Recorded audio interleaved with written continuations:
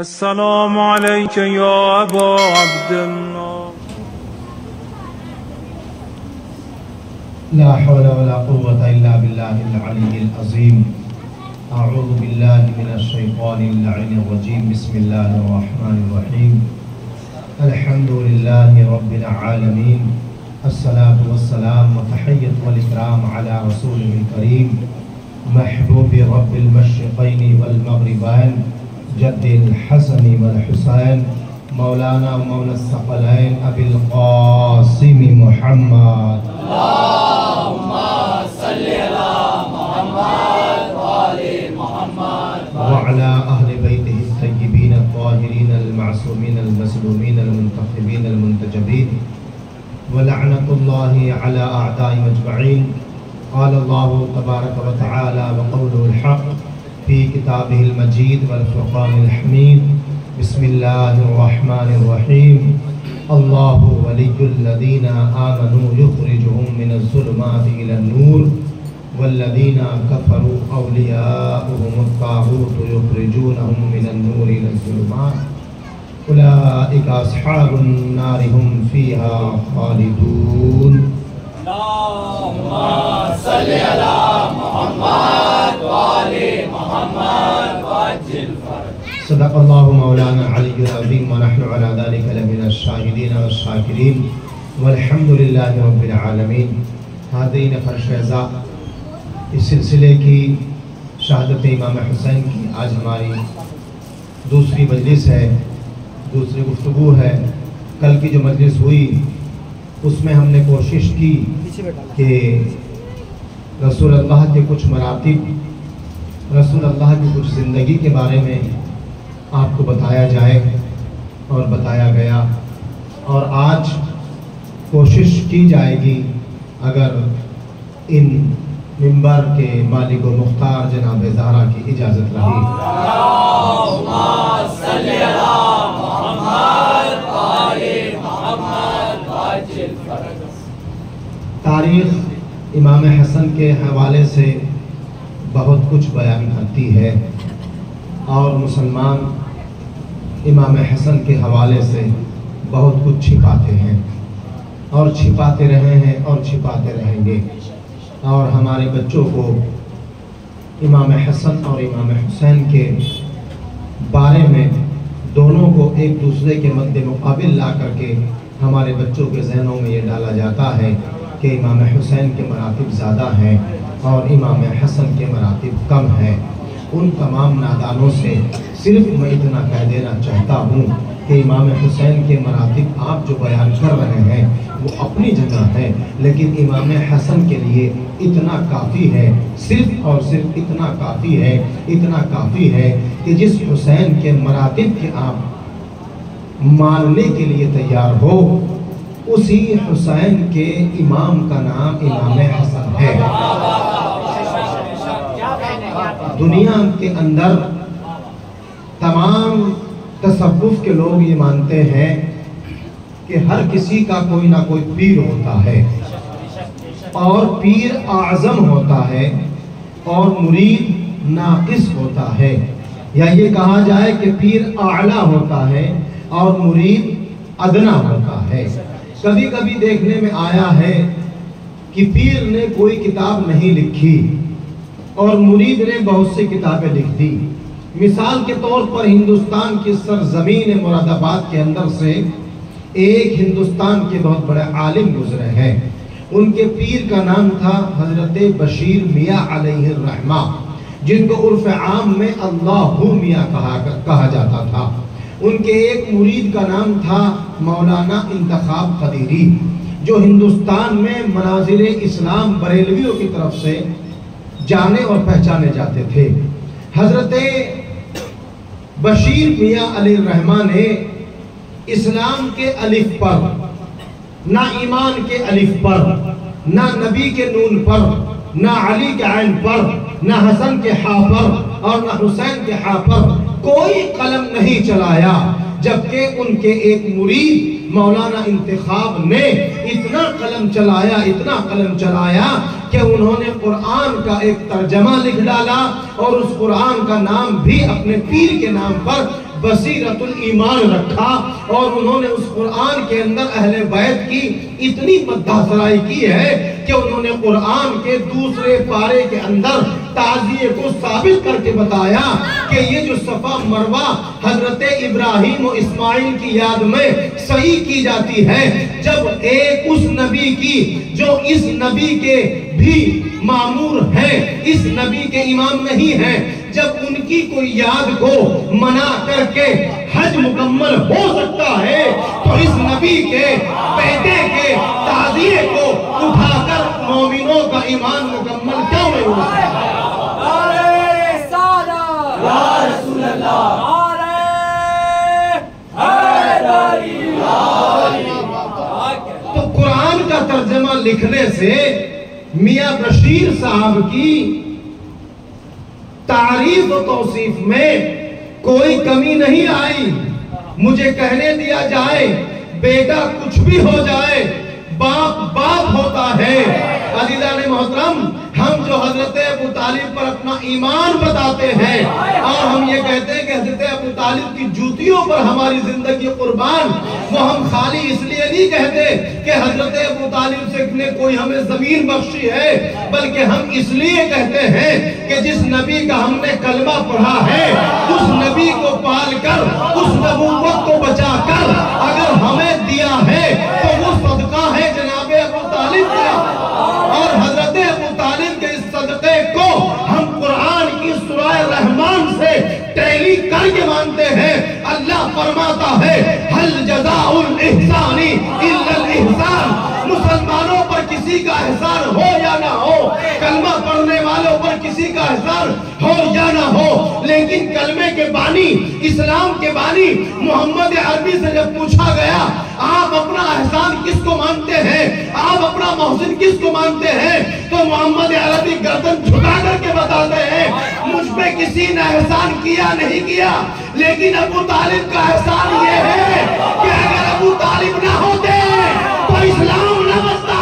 اسلام کی جو شان ہے عمران ہے، عمران ہے، محسن اسلام ہے عمران ہے، عمران ہے، پنجتن کی شان ہے عمران ہے، عمران ہے، نعرہ حیدری جب ہم علی کو در خیبر اکھاڑنے والا تسلیم کرتے ہیں تو پھر ایک پیر اور مرید کی جو نسبت ہم نے پڑھی ہے تو پھر یہاں ہمیں علی کے بابا کو بھی دیکھنا پڑے گا، اور یہ علی کا خیبر اکھاڑنا اور علی کے تمام وہ مراتب جو رسول اللہ نے ان کو دیے ہیں اور بتائے ہیں، وہ اس لیے نہیں ہے کہ خالی ہم پڑھ لیں اور سن لیں، بلکہ ہماری زندگی بنتی ہے، ہماری زندگی میں یہ حق بنتا ہے کہ ہم علی کے ان فضائل کو پڑھ کر کے اپنی زندگی کو ٹیلی کریں کہ کیا ہم علی کی طرح اپنے بابا کا اقتدار سمجھتے ہیں یا نہیں، کیا ہم علی کی طرح اپنے بچوں کی منزلت کو پہچانتے ہیں یا نہیں۔ اگر ہم خالی علی علی کر رہے صرف ہماری زبان تک علی ہے تو یاد رکھنا اگر زبان کے نیچے علی نہیں ہے، دل کی گہرائی میں علی نہیں ہے، تو پھر سمجھ لینا کہ جس طرح عبد الرحمن ابن ملجم ملعون علی کے جوتی سیدھی کرتا تھا لیکن وہ ملعون کی زبان پر علی تھا، دل میں علی نہیں تھا، اور اگر علی زبان پر ہو تو عبد الرحمن ملعون بن جاتا ہے، اور اگر علی دل میں اتر جائے تو ایک رات کا حر علیہ السلام بن جاتا ہے، ایک رات کا حر علیہ السلام بن جاتا ہے۔ عزیزان محترم، یہ تو صرف میں نے وضاحت کے طور پہ آپ کی بارگاہ میں عرض کیا ہے، مجھے گفتگو امام حسن پر کرنی ہے۔ ہم نے خیبر کو اکھڑتے وقت دیکھا ہے، ہم نے دیکھا ہے، اور ہم سے زیادہ قریب سے کون دیکھ سکتا ہے؟ لوگ کہیں گے آپ تو تھے نہیں، 87 میں آپ پیدا ہوئے اور خیبر کب اکھڑ گیا؟ ہم نے کہا کہ یہ آپ کی اور ہماری بصیرت کی بات ہے. آپ کی عمر کتنی ہے؟ کس سے دین لیا ہے؟ کہ علامہ بخاری سے لیا ہے، علامہ اسماعیل سے لیا ہے، علامہ ترمذی سے لیا ہے، علامہ داؤد سے لیا ہے. وہ کب پیدا ہوئے؟ کوئی کہتا ہے کہ وہ 200 کچھ ہجری میں پیدا ہوئے، کوئی کہتا ہے وہ 196 میں پیدا ہوئے، کوئی کچھ کہتا ہے، کوئی کچھ کہتا ہے. ہم کہیں گے ملا، جو بندہ 196 سال کے بعد یا 216 سال کے بعد خیبر کو نہ دیکھ سکتا ہو، ہم اس عقیدت سے 1987 میں پیدا ہونے کے بعد اس عقیدت سے دیکھتے ہیں کہ اگر ہمارے گھر کا بچہ 8 سال کا بچہ کبھی خیبر شکن کی بات کرتا ہے تو ہم آگے بڑھ کر کے اس بچے کی زبان، اس بچے کے لبوں کو اس لیے چوم لیتے ہیں کہ در خیبر کی بات کر کے ہمیں تقویت پہنچا رہا ہے. ہمیں تعجب ہوتا ہے تمہارا ملا 1000 سال میں نہ پہچان پایا، ہم نے اپنے 8 سال کے بچے کو خیبر دکھا دیا، 8 سال کے بچے کو، اور کہتے ہیں پڑھتے ہوئے ہمیں محسوس نہیں ہوتا. محسوس کیسے ہوگا؟ ابھی تو تم بلندیوں میں لگے ہوئے ہو. کل کی بات سے، کل کی مجلس سے اپنی بات کو ملاتا ہوں. میں نے کل ایک جملہ کہا تھا کہ قرابت کا دھیان نہ رکھنا. یہ گفتگو تھی ہماری اینڈ میں مجلس کے کہ قرابت کا دھیان نہ رکھنا. یہ مسلمانوں کی بات ہے. جب قرابت کو ماننے کے لیے آئے تو جس کے لیے ایک حدیث نہیں، جس کے لیے رسول کی کوئی پیشن گوئی نہیں، جس کے لیے رسول کا کوئی سکوت نہیں، جب ماننے پر آئے مسلمان تو اس رشتہ داری کو اتنا مان لے کہ اپنا ماموں بنا لے. لیکن جس رسول نے قرابت کے لیے قرآن کی آیتیں پڑھ کر کے بتائی اور وہ قرابت دار اگر پہلو مصطفیٰ میں 2 گز زمین مانے تو مسلمان دینے کے لیے تیار نہیں ہوتا ہے. عزیزان محترم، یہ مقدر کی بات ہے.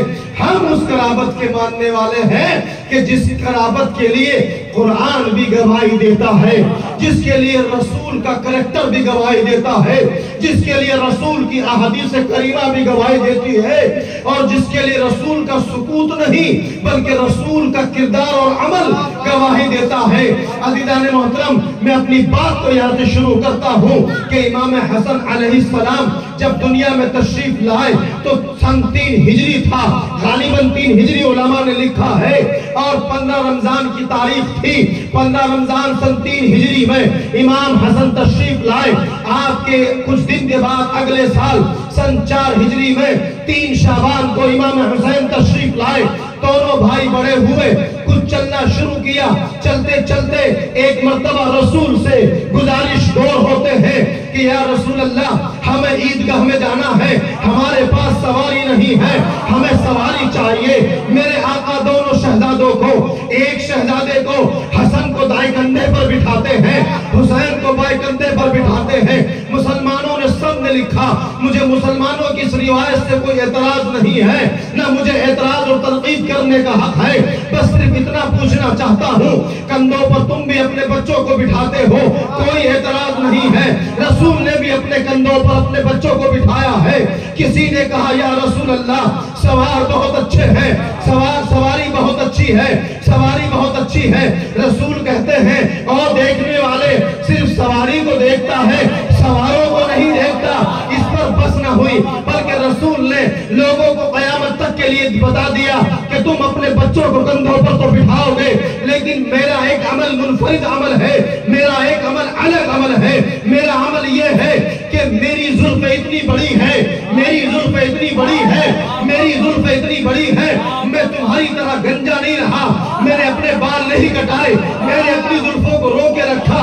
میری زلفیں کبھی لباب بنی، کبھی شباب بنی. میں نے اپنی زلفوں کو آدھا آدھا حصہ کر کے دائیں جانب کی زلفیں حسن کے ہاتھ میں تھمائی، بائیں جانب کی زلفیں حسین کے ہاتھ میں تھمائی. مسلمانوں مجھے بتاؤ، ہم نے یہ سنا ہے بزرگوں سے کہ بچوں کے ہاتھوں میں بالوں کو نہیں دیا کرتے، اس لیے بچوں کو بال نوچنے کا اور کھینچنے کا کوئی تجربہ نہیں ہوتا. رسول اللہ نے عام لوگوں کے منہ پر تماچا مار کر کے بتایا کہ وہ بچے اور ہوتے ہیں جو بال نوچتے ہیں، یہ بچے وہ ہیں جو میرے بال پکڑ کر کے نبوت اور رسالت لبیک یا رسول اللہ لبیک یا رسول اللہ لبیک یا رسول اللہ لبیک یا حسن مولا لبیک یا حسن مولا لبیک یا حسن مولا لبیک یا حسن مولا لبیک یا حسین لبیک یا حسین لبیک یا حسین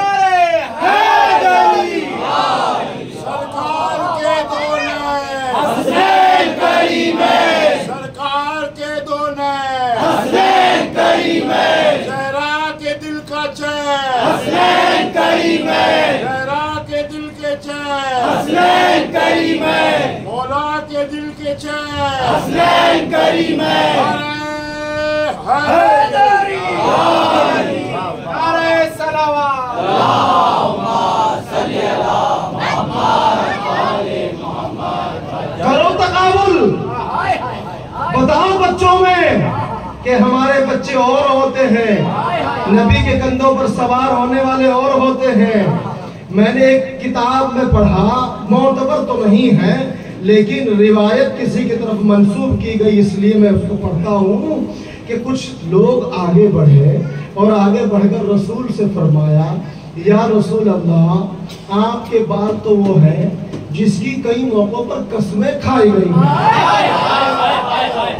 کئی موقعوں پر۔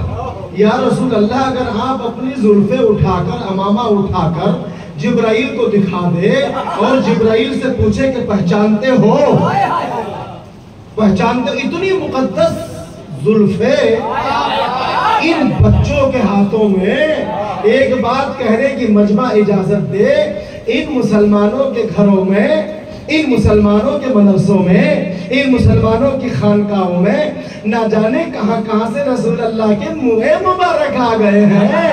ارے ان منہ مبارکوں کی زیارت کرانے والوں، کم از کم یہ تو بتا دیے ہوتے کہ جو ہم زلفوں کے بال لائے ہیں، ان زلفوں کو سنوارنے اور بچانے والا کوئی نہیں ہے حسن و حسین کے علاوہ۔ یہ وہ زلفیں ہیں کہ حسن و حسین پکڑ کر کے جس طرف گھما دے رسول اس طرف گھوم جائے۔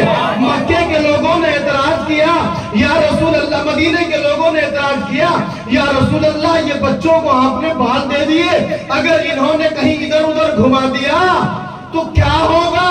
رسالت کو چلنا پڑے گا۔ رسول نے فرمایا یہ بچے وہ ہیں جو رسالت کو ڈگمگانے نہیں دیں گے بلکہ رسالت کی حفاظت فرمائیں گے، اور اگر اپنے گھر کی قربانی دینے کی حالت ضرورت پڑ گئی تو اس رسالت کے لیے بچوں کو قربان کر دیں گے۔ عزیزان محترم، وقت گزرتا گیا، یہاں حسن اور حسین الگ نہیں ہیں، دونوں کندھوں پر ہیں، دونوں کے ہاتھوں میں بال ہے۔ وقت گزرا، کچھ علماء نے لکھا اس واقعے سے پہلے، کچھ نے لکھا اس واقعے کے بعد۔ عید آئی، بچوں نے فرمائش کی، نانا کپڑے چاہیے۔ مجھے بتائیں علماء، اور وہ بچے جن کے ذہنوں میں یہ بات ڈالی جاتی ہے کہ حسن کے مراتب الگ ہے، حسین کے مراتب الگ ہے، مجھے بتاؤ کیا کپڑے صرف حسین کے لیے آئے تھے؟ کپڑے حسن کے لیے بھی آئے تھے، کپڑے حسین کے لیے بھی آئے تھے۔ آگے بڑھ کر کے رسول جمعے کا خطبہ ارشاد فرما رہے ہیں، آپ سب حنفی ہیں مجھے چھوڑ کر، آپ تمام حنفی ہیں، اور حنفی شریعت میں یہ لکھا ہوا ہے کہ اگر مسجد کا عام ملا، لفظوں پر، مسجد کا عام ملا جس کی روٹی کا علم نہیں، سٹے کی کھاتا ہے کہ شراب کی کھاتا ہے، دھندے کی کھاتا ہے کہ گندے کی کھاتا ہے، گندم کی کھاتا ہے کہ چندے کی کھاتا ہے، کچھ علم نہیں، وہ عام ملا جس کی محلے سے روٹی جائے، وہ اگر مسجد کی محراب میں منبر پر کھڑا ہو کر خطبہ دے تو ہر آنے والے نمازی کو یہ لازم ہے کہ اس عام ملا کا خطبہ سنے بغور نہ قرآن پڑھے، نہ حدیث پڑھے، نہ تسبیح پڑھے، نہ تلاوت کرے۔ توجہ ہے؟ عام ملا کا خطبہ سننے کے لیے نہ قرآن پڑھنے کی اجازت، نہ تسبیح پڑھنے کی اجازت، نہ کوئی تحلیل کرنے کی اجازت، نہ نماز پڑھنے کی اجازت، بس بغور سنیے، اور نہ آپ کو پتا کیا پڑھا جا رہا، نہ پڑھنے والے کو پتا کیا پڑھا جا رہا۔ عجیب مرحلہ ہے۔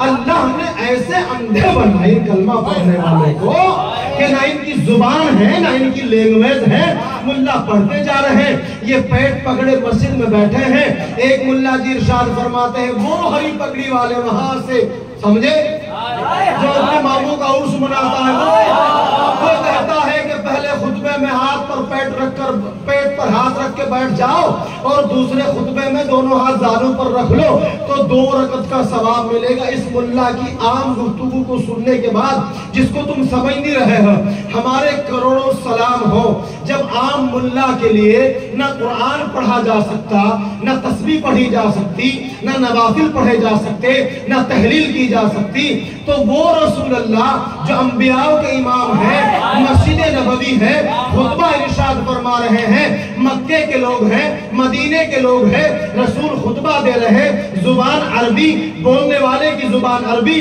سننے والوں کی زبان عربی، سننے والے سمجھتے بھی ہیں، بولنے والا بھی دیکھ رہا ہے کہ یہ سب سن رہے ہیں۔ اسی خطبے کے درمیان جب میرے آقا خطبہ دے رہے ہیں، 2 بچے ٹہلتے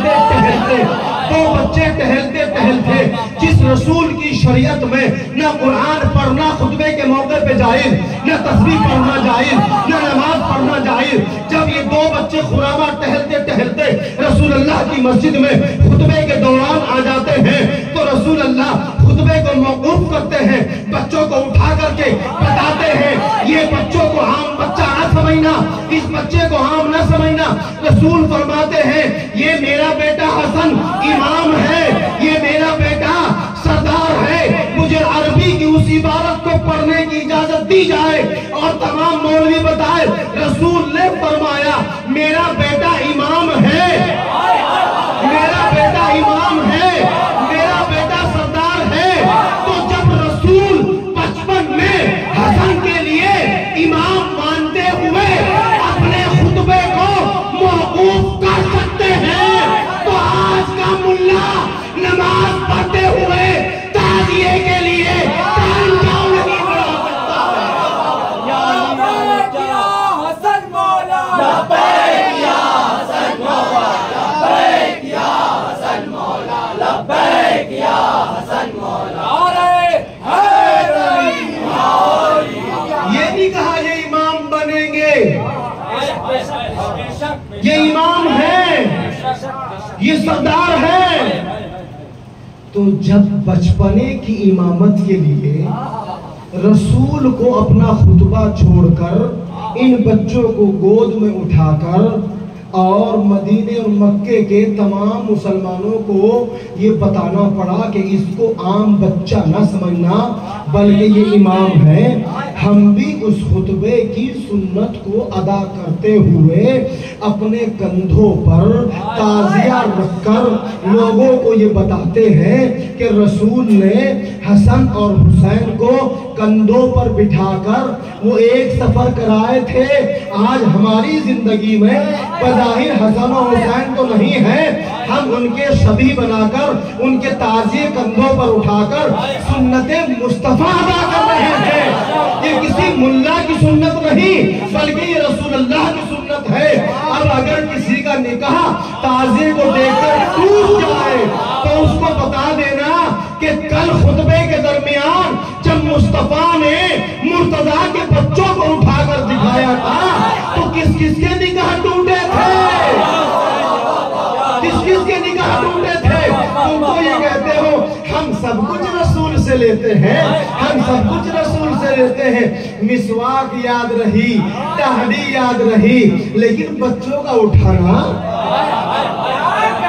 اور خدا کی قسم اللہ بھی اتنا غفور الرحیم ہے، اللہ بھی اپنے محبوب کے لیے ایسا انتظام فرمایا کہ حسن و حسین کو عام نماز میں گود میں نہیں اٹھوایا۔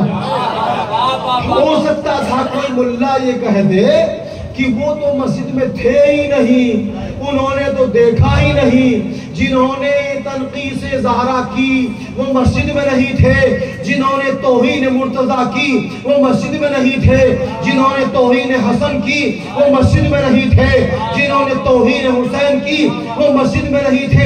اللہ نے ایسا انتظام فرمایا کہ ہم منگل میں نہیں بلائیں گے، ہم بدھ میں نہیں بلائیں گے، ہم جمعرات میں نہیں بلائیں گے، بلکہ جمعے میں اور سارے نمازی موجود ہوں گے۔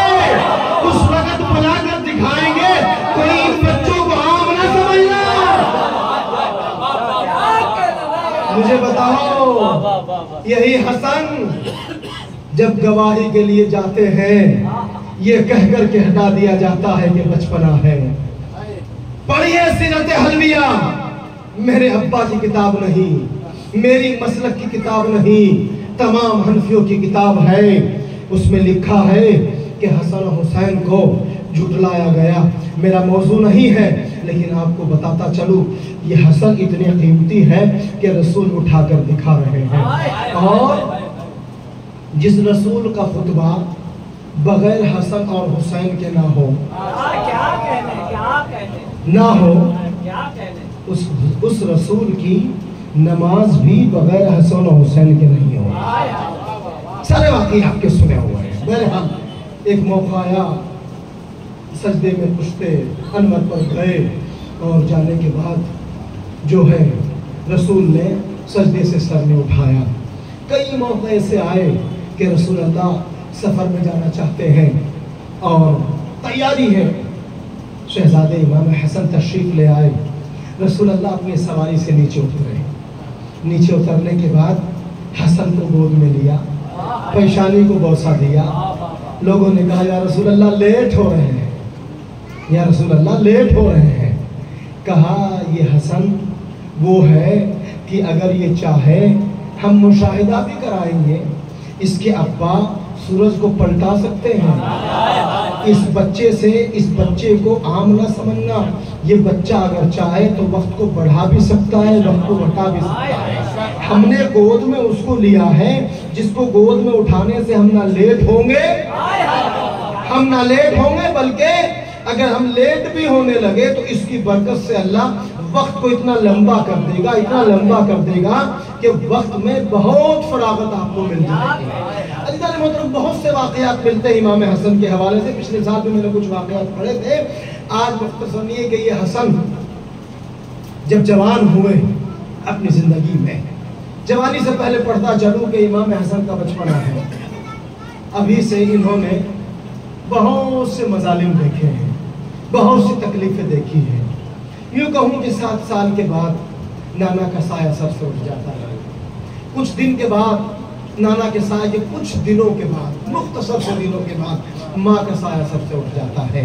اور جیسے ہی ماں کا سایہ سر سے اٹھتا ہے اس کے بعد بابا پر جو وقت گزرتا ہے وہ آپ سے اور مجھ سے ڈھکا چھپا نہیں ہے۔ تاریخ کے اندر سب کچھ لکھا ہے کہ مولا کائنات کے 25 سال کیسے گزرے ہیں۔ عزیزان محترم، ان تمام گفتگو سے آپ کو صلح پہ لے کے جانا چاہتا ہوں۔ رسول اللہ کی صلح ایک موقع پر ہوئی۔ امام حسن سن 3 ہجری میں پیدا ہوئے اور صلح حدیبیہ کب ہوئی؟ 8 تاریخ بتاتی ہے کہ سن 8 ہجری یا 9 ہجری میں یہ عمل رسول اللہ کی زندگی میں ہوا۔ اب جب صلح حدیبیہ ہوئی تو رسول اللہ نے صلح کی، کس سے کی؟ مسلمانوں سے۔ وہ جن سے صلح کی جائے وہ مسلمان نہیں تھے، کلمہ پڑھنے والے نہیں تھے۔ ان الفاظوں کو ذہن میں محفوظ رکھیں، آگے آپ کو لطف آئے گا۔ یہ جن سے صلح ہو رہی ہے یہ کلمہ پڑھنے والے نہیں ہیں، یہ نمازی نہیں ہیں، یہ روزے دار نہیں ہیں۔ صلح ہونی شروع ہوئی، رسول کے ساتھ بہت بڑے بڑے تھے، اتنے بڑے بڑے تھے کہ تاریخ نے یہ لکھا کہ جدھر سے وہ گزرتے تھے تو بڑے بڑے ترم خاں ادھر سے نہیں گزرتے تھے۔ لیکن جیسے ہی صلح نامہ لکھنا شروع ہوا، رسول نے نہ کسی بزرگ کو بلایا، نہ کسی لمبے کو بلایا، نہ کسی گٹھے کو بلایا، سب کو دیکھا اور دیکھنے کے بعد کہا آئینہ علی ابن ابی طالب، علی کہاں ہو، تشریف لاؤ۔ علی کو آگے بلایا، یا رسول اللہ یہ تو آپ کے شاگرد ہیں، آپ ان کے उस्ताद हैं, लोगों ने आप पे एतराज किया कि आप पढ़े लिखे नहीं हैं। यही जो कहने वाले हैं कि पढ़े लिखे नहीं हैं, इनके कितने गुरु यहाँ मौजूद हैं, उनको किसी को बुला कर ले आते, उनसे सुलह हुदैबिया का सुलहनामा लिखवा दिए होते। रसूल ने फरमाया मेरे बाद मुझ जैसा अगर लिखा पढ़ा देखना चाहते हो तो वो ज़ाते अली में मौजूद मिलेगा, किसी और में नहीं मिलेगा। अली ने बुलाया, रसूल ने बुलाया, अली आए का सुलहनामा लिखना शुरू कीजिए। अली ने सुलहनामा लिखना शुरू किया और अली जानते थे मेरा अकीदा है, मैं आपका जिम्मेदार नहीं, मेरा अकीदा है कि जिस तरह मेरे आका हुजूर पुरनूर को इल्म गैब है, उसी तरीके से मौलाए कायनात को इल्म गैब है। था वाले नहीं हम, है। अब जब अली को इल्म गैब है तो अली ये क्यों लिख रहे हैं कि मैं सुलहनामा मुहम्मदुर रसूलुल्लाह की जानिब से लिखा जाता है। सुलहनामे का पहला अल्फाज, पहली सतर, ये सुलहनामा मोहम्मद अरबी सल्लल्लाहु अलैहि वसल्लम जो अल्लाह के रसूल हैं इनकी तरफ से लिखा जाता है। लोगों ने कहा खामोश, हम अगर बात ये है कि इसको रसूल मान ले तो मसला ही खत्म हो जाए, रसूल ना लिखिए। या अली क्या लिखेंगे, क्या लिखे, क्या लिखिए मोहम्मद बिन अब्दुल्लाह। दुश्मन से दुश्मन तरीन मौरिख ने लिखा है कि अली ने फौरन कलम और कागज वहीं छोड़ दिया। कौन से वक्त की बात है, सन 8 या 9 हिजरी की, ठीक है। और कौन से महीने की बात है, तारीख ने कहीं रजब लिखा, कहीं शाबान, कहीं रमजान, कहीं शव्वाल, अलग अलग जो भी लिखा। लेकिन लोग ये कहते हैं, जब हम किरतास वाली हदीस पढ़ते हैं जो कल पढ़ी गई, हो सकता है हमारे बच्चों से सवाल किया जाएगा कि वो तो झूठी रिवायत है, उस वक्त ना कलम मौजूद था ना लिखने का कोई सामान मौजूद था। रसूल ने अली के जरिए ऐसा तमाचा लगवाया कि जो 2 साल पहले चीज हो सकती है, 2 साल पहले सन 8 या 9 हिजरी में, वो 10 हिजरी में क्यों नहीं हो सकती, क्यों नहीं हो सकती। दवाब दिया गया, अली ने लिखना शुरू किया। जैसे ही जालिमों ने ये कहा हम मोहम्मद रसूलुल्लाह नहीं लिखवाएंगे, अली ने वो नविश्ता जो था, जो भी उस जमाने का रहा हो, उसको रख दिया और रसूलुल्लाह के चेहरे को टिकटिकी बांध कर देखने लगे। रसूल ने अली को देखा और कहा अली, इन लोगों का एतराज है कि मोहम्मद बिन अब्दुल्लाह लिखा जाए, मोहम्मदुर रसूलुल्लाह ना लिखा जाए। अली का जुमला सुनिए, खुदा की कसम हमारी जान कुर्बान। जैसे ही रसूल का ये जुमला सुना तो अली ने कहा कि या रसूल अल्लाह, अगर इजाजत हो तो मैं कुछ कहना चाहता हूँ। रसूल ने फरमाया कहिए कि या रसूल अल्लाह, ये अली की गर्दन तो कत्ल हो सकती है, ये अली की गर्दन तो कलम हो सकती है, लेकिन ये कभी गवारा नहीं होगा कि अली इस हाथ से आपको रसूल न माने और अब्दुल्ला मोहम्मद बिन अब्दुल्ला लिख दे। मुझे बताओ, मुझे बताओ, मुझे बताओ मुसलमानों, जहां ये वाकया लिखा है, अली उस शख्सियत का नाम है, अपना किरदार नुमाया करके पेश करते हैं कि जो अली रसूल को मोहम्मद बिन अब्दुल्ला लिखना गवारा ना करे, उसी महफिल में कुछ ऐसे खड़े हो जाते हैं, या रसूल अल्लाह, आज तक मुझे आपकी रिसालत में इतना शक नहीं था जितना आज हुआ। मुसलमानों, किरदार पेश हो गया। कुछ वो थे जो रिसालत में शक करते थे और एक वो था जो रिसालत के मुकाबले नाम लिखना भी गवारा नहीं करता था। दूध भेजे मोहम्मद वाले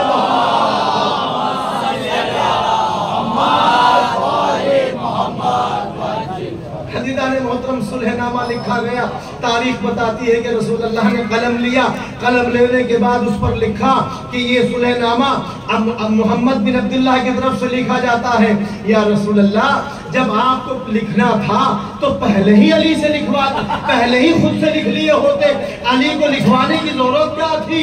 اور اگر آپ کو کسی اور سے ہی لکھوانا تھا، خود نہیں لکھنا تھا، معاف کیجئے گا، اگر خود نہیں لکھنا تھا، جب علی نے نہ لکھا تو ان پڑھے لکھے کسی اور سے لکھوا لیتے۔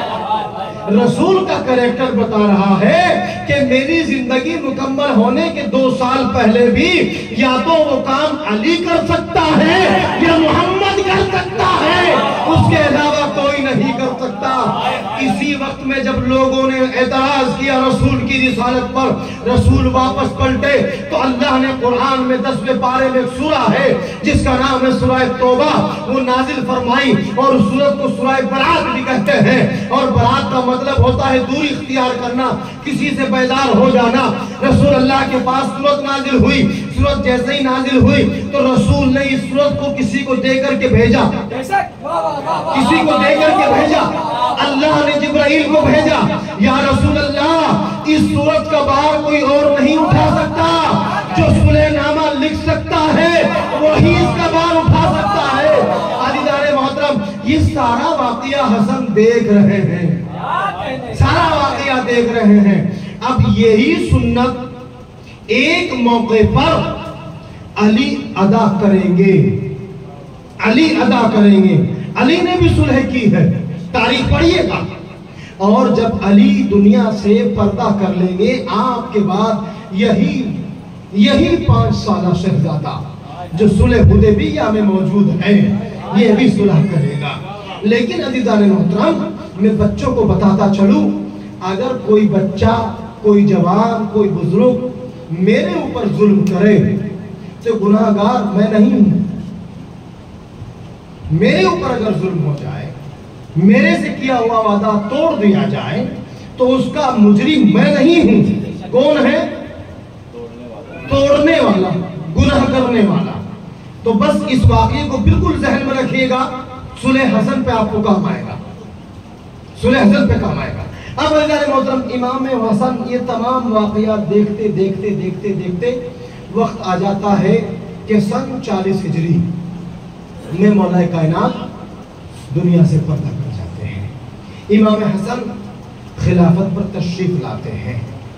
میری اس روایت کو ذہن میں رکھے گا جو رسول نے مسجد میں تمام لوگوں کو جمعے کے دن اٹھا کر بتایا، میرا بیٹا امام ہے، سردار ہے، میرا بیٹا امام ہے اور سردار ہے۔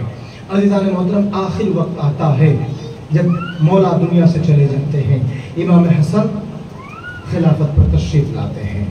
یاد رکھیے گا، خلیفہ کوئی بھی بن سکتا ہے، خلیفہ کسی کا کوئی بھی بن سکتا ہے، لیکن نائب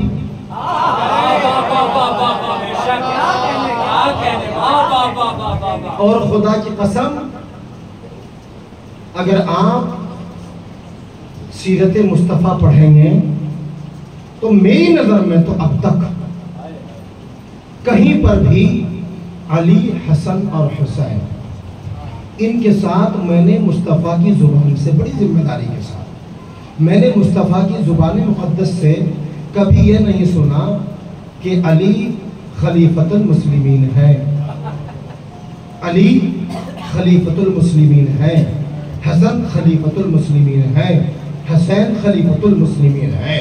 میں نے جب بھی پڑھا، جب بھی رسول کی سیرت میں دیکھا تو میں نے یہی دیکھا، یہ میرا بیٹا امام ہے، نائب ہے، سردار ہے، سید ہے۔ یا رسول اللہ، ایک دفعہ خلیفہ بھی کہہ دیے ہوتے، کیا جانے والا تھا۔ رسول نے کہا، ہم خلیفہ تو کہہ دیتے، لیکن صابری تمہارے ملک میں خلیفہ اس کو کہتے ہیں جو نجاست کو کاٹتا ہے۔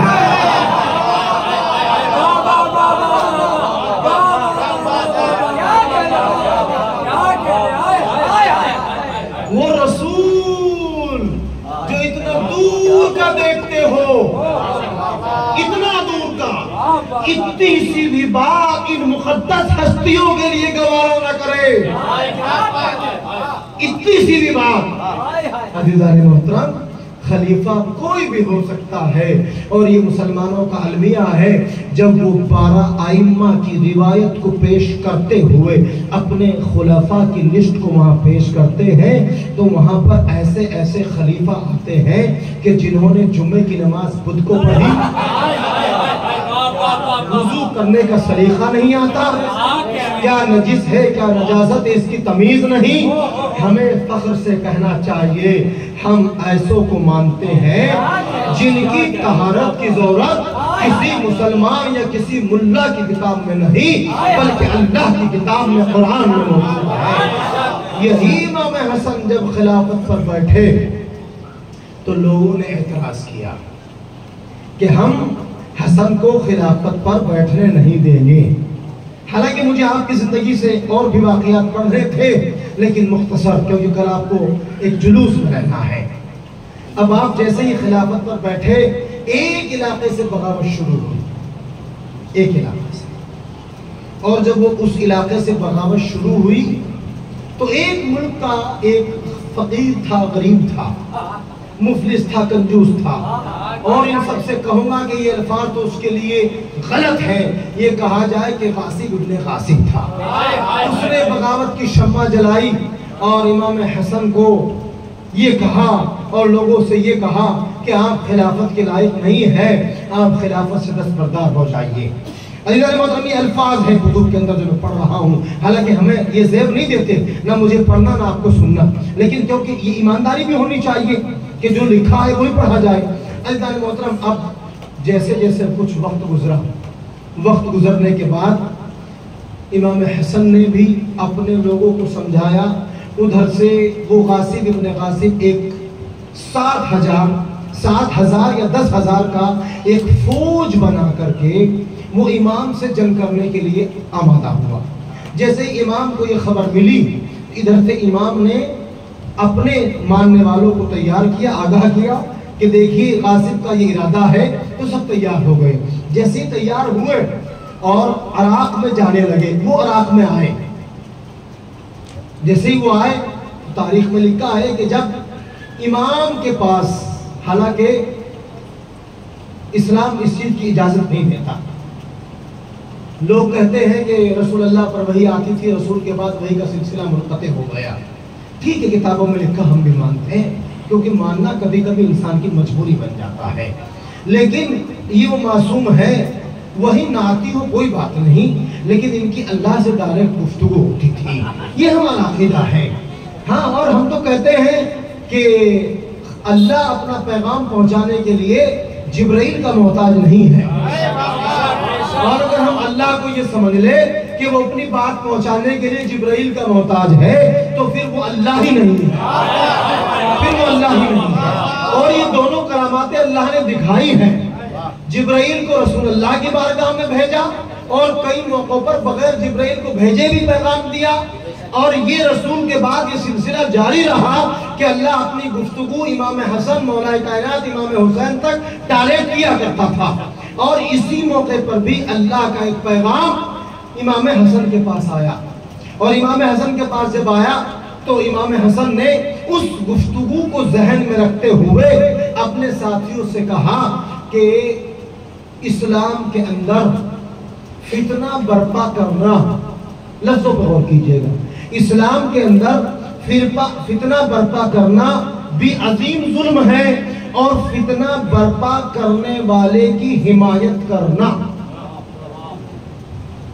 فتنہ برپا کرنا ظلم عظیم ہے، اور فتنہ برپا کرنے والے کی حمایت کرنا، سہیوگ کرنا، یہ بھی گناہ عظیم میں ہے۔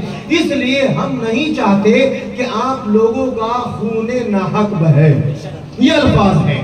اب جیسے ہی امام حسن اپنے چاہنے والوں سے یہ گفتگو کر رہے تھے تو چونکہ معاویہ بڑا شاطر تھا، اس نے ایک وائٹ پیپر،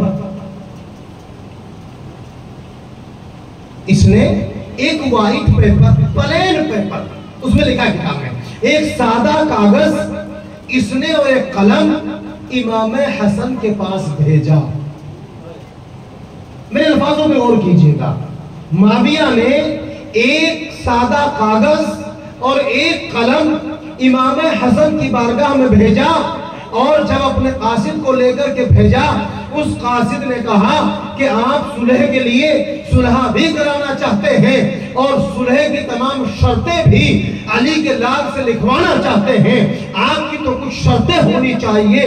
تو معاویہ کا پہلا جملہ تھا کہ علی کا لال حسن اتنا ایماندار ہے، اتنا ایماندار ہے کہ کبھی بھی حسن کوئی شرطیں ایسی نہیں لکھ سکتا جو انسانیت کو چوٹ پہنچائے۔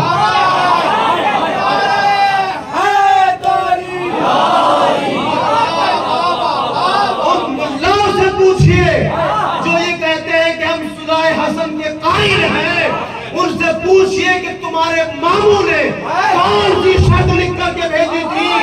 اگر کوئی مولوی، میں چیلنج نہیں کرتا ہوں لیکن بات منہ پر آ گئی تو کہہ دوں، اگر کوئی مولوی یہ ثابت کر دے کہ معاویہ نے ایک شرط لکھ کر دی تھی اور حسن نے اسے قبول کیا، آج اپنا ایمان بدل دوں گا، اپنی مسلک بدل دوں گا۔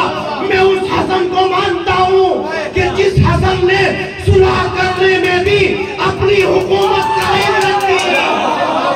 حسن حاکم ہے، معاویہ محکوم ہے۔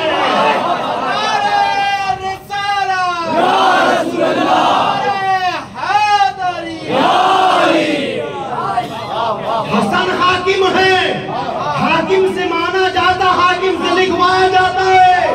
تم اس کو مانتے رہو اپنا حکم، جس کو حکم مانتے ہو وہ خود حسن کو حکم مان رہا ہے۔ اس سے بڑا المیہ کیا ہو سکتا ہے تمہارے ساتھ کہ تمہارا پیشوا حسن کو حکم مانے اور تم محکوم کو حکم مانتے ہو۔ عزیزان محترم، امام نے شرطیں لکھنا شروع کی۔ ان شرطوں میں سب سے پہلی شرط یہ تھی کہ ہم خلافت سے دستبردار ہوتے ہیں۔ اس شرط پر اے معاویہ ابن ابی سفیان، اگر تم کتاب خدا اور سنت رسول پر عمل کرو گے، مسلمانوں مجھے بتاؤ، میرا امام وہ ہے کہ جو معاویہ کو آج بھی حق پر لانا چاہتے ہیں اور بتا رہے ہیں کہ اگر تم کتاب خدا پر عمل کر لو اور سنت رسول پر عمل کر لو تو ہم ایک خلافت نہیں ہزاروں خلافتیں قربان کر سکتے ہیں۔ علی کے لال حسن کا پہلا قلم بتاتا ہے کہ ہم نے معاویہ سے بغاوت کسی زمین کی بدولت نہیں کی، ہم نے معاویہ سے بغاوت کسی دولت کی وجہ سے نہیں کی، بلکہ یہ کتاب خدا کا منکر ہے، سیرت مصطفیٰ کا منکر ہے، اس لیے ہم نے اس سے بغاوت کی ہے۔ اور ہم بھی آج اعلان کرتے ہیں، معاویہ نے نہ ہمارا کھیت چھینا، معاویہ نے نہ ہمارا گھر چھینا، معاویہ نے نہ ہمیں بھات دیا، معاویہ نے نہ ہمیں کچھ دیا۔ اگر معاویہ سے دشمنی ہے، اگر یزید سے دشمنی ہے، اگر دشمنان اہل بیت سے دشمنی ہے تو صرف اور صرف محبت محمد و آل محمد پر دشمنی ہے۔ لبیک یا حسن مولا، لبیک یا حسن مولا، لبیک یا حسن مولا، لبیک یا حسن مولا، لبیک یا حسین، لبیک یا حسین، لبیک یا حسین، نعرہ حیدری۔ دوسری شرط سنیے، امام حسن نے دوسرا قلم چلایا۔ نمبر 2، اے معاویہ ابن ابی سفیان، تمہیں اپنے علاقے کے تمام مسجدوں میں یہ اعلان کرنا پڑے گا کہ کوئی بھی ممبر سے علی پر شب و ستم نہیں کرے گی۔ میرا امام تو وہ ہے کہ ان ہوا الا وحی یوحی۔ رسول نے فرمایا حسن مجھ سے ہے، میں حسن سے ہوں، اور یہ میرے 2 پھول ہیں جن کو سونگھ کر کے میں جنت کی خوشبو سے معطر ہوتا ہوں۔ تو جب حسن رسول سے ہے اور رسول حسین سے ہے، حسن رسول حسن سے ہے اور حسن رسول سے ہے، یا یوں کہا جائے کہ رسول حسن سے ہے اور حسن رسول سے ہے، یعنی دونوں جدا نہیں ہیں۔ تو جو آیت رسول کی شان میں آئے، ان ہوا الا وحی یوحا، میرا حبیب بغیر میری مرضی کے گفتگو نہیں کرتا، تو جب رسول، جب محبوب بغیر اللہ کی مرضی کے گفتگو نہ کرے تو اس کا حسن بغیر اللہ کی گفتگو کے،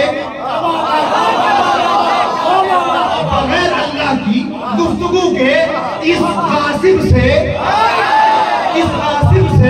یہ کیسے کہہ رہے ہیں کہ تم کتاب خدا سنت مصطفیٰ پر عمل کرنا؟ اس لیے اللہ نے بتایا کہ یہ بندہ وہ ہے جو ظاہر تو کبھی عمل کر سکتا تھا، لیکن میں خدا وہ ہوں جو کمرے کے اندر کا بھی دیکھتا ہوں۔ اے حسن، اس کو ننگا کر کے بتاؤ کہ نہ کتاب پر عمل کرتا ہے نہ سنت پر عمل کرتا ہے۔ اور دوسری شرط کہ تم میرے بابا علی ابن ابی طالب پر ممبروں سے شب و ستم نہیں کراؤ گے۔ تو اب کوئی ملا یہ نہ کہے کہ نہیں علی پر شب و ستم نہیں ہوتا تھا، اگر نہیں ہوتا تھا تو یہ شخصیت حسن بتا رہی ہے جس کی زبان رسول کی زبان ہے۔ اگر رسول کی زبان پر اعتراض کرو گے تو تمہیں جہنم میں جانا پڑے گا۔ حسن وہ ہے جو کسی عام دنیا کے دودھ کو نہیں پیا، کسی عام دنیا کی زبان کو نہیں چوسا، بلکہ آدم کے امام، موسیٰ کے امام، عیسیٰ کے امام، خاتم کے امام محمد مصطفیٰ کی زبان کو چوسا ہے، اور چوس کر کے بتایا ہے کہ جو مصطفیٰ کی زبان سے نکلتا ہے وہی ہماری زبان سے نکلتا ہے۔ اب یاد رکھیے گا، اگر حسن یہ کہہ رہے ہیں، اگر میرے دوسرے امام یہ کہہ رہے ہیں کہ تم ممبروں سے شب و ستم کو بند کراؤ گے، تو اس سے پتہ یہ چلتا کہ شب و ستم کرنے والے خود سے نہیں کر رہے تھے، بلکہ شب و ستم کوئی کرا رہا تھا۔ عزیزان محترم، یہ دو شرطیں وہ ہیں کہ آپ کسی کی بھی بڑے سے بڑے عالم کے سامنے رکھ دیجئے گا اور اس سے پوچھئے گا کہ آپ کو آپ کا خلیفہ مبارک، آپ کو آپ کا ماموں مبارک، آپ کو آپ کا رہبر مبارک، آپ کو آپ کا پیشوا مبارک، یہ وہ ہے تمہارا رہبر جس کی مذمت ایک وقت کا معصوم اور حجت خدا اجاگر کر کے لوگوں کو بتا رہا ہے کہ یہ رہبریت کے قابل نہیں ہے، اس کو رہبر نہ ماننا۔ یہ وہ ہے جو سنت مصطفیٰ کی مذاق بناتا ہے۔ اب ملا جی کہتے ہیں اس کے آگے شرط لکھی کہ تم سادات کا احترام کرو گے، سادات کو تم دولت دو گے۔ مجھے ایک واقعہ یاد آیا، ایک مرتبہ معاویہ اپنے علاقے سے مدینے میں آیا، امام حسن بھی مدینے میں موجود تھے، اور اس نے بہت سی دولت اپنے ساتھ لے کر کے آیا، اور جب آیا دولت لے کر کے تو اس نے مدینے میں اعلان کرایا کہ کل صبح نماز فجر کے بعد ہم لوگوں کو دولت تقسیم کریں گے، یہ واقعہ سب نے لکھا، سب کی کتابوں میں موجود ہے۔ اب صبح ہوئی تو دولت کے انبار تو لگے ہوئے تھے، اور اس نے وہ تقسیم کرنا شروع کی۔ اس دولت کو بانٹنے سے پہلے یہ لوگوں سے مخاطب ہوا، اور رسول اللہ کا جو ممبر تھا اس کی پہلی سیڑھی پر جا کر یہ چڑھا۔ جیسے ہی چڑھا، یہ بہت سے مولویوں نے یہ واقعہ یہاں سے کاٹا ہوا ہے جو پڑھ رہا ہوں میں، کہا جیسے یہ سیڑھی پر چڑھا، امام حسن نے اس کو کہا پیچھے اتر جاؤ، پیچھے اتر جاؤ۔ یار امام حسن، آپ تو ہاتھ پکڑ کر کے بھی کھینچ سکتے تھے، آپ نے ہاتھ پکڑ کر کیوں نہیں کھینچا، زبان سے کیوں کہا؟ امام حسن مسکرا کر کے فرماتے ہیں یہ ہاتھ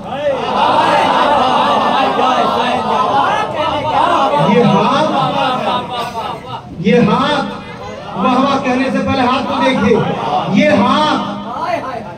ہاتھ بھی اس قابل نہیں ہے، چے جائے کہ یہ ہاتھ بھی اس قابل نہیں کہ یہ ہاتھ اس نالائق کے قابل نہیں کہ یہ ہاتھ بھی اس کو پکڑ سکے، چے جائے کہ داہنا ہاتھ۔ مولویوں کو یہ واقعے نظر نہیں آتے؟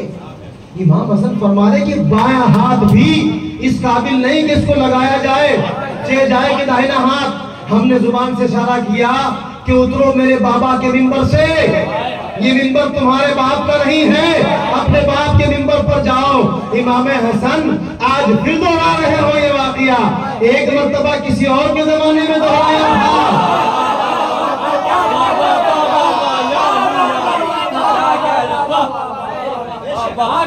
ہائے ہائے ہائے، ابھی تو حسن خلافت پر تھے، وہ نکمے، نکٹھو، بزدل، ملعون جو یہ کہتے ہیں کہ حسن نے ڈر کر کے خلافت دے دی۔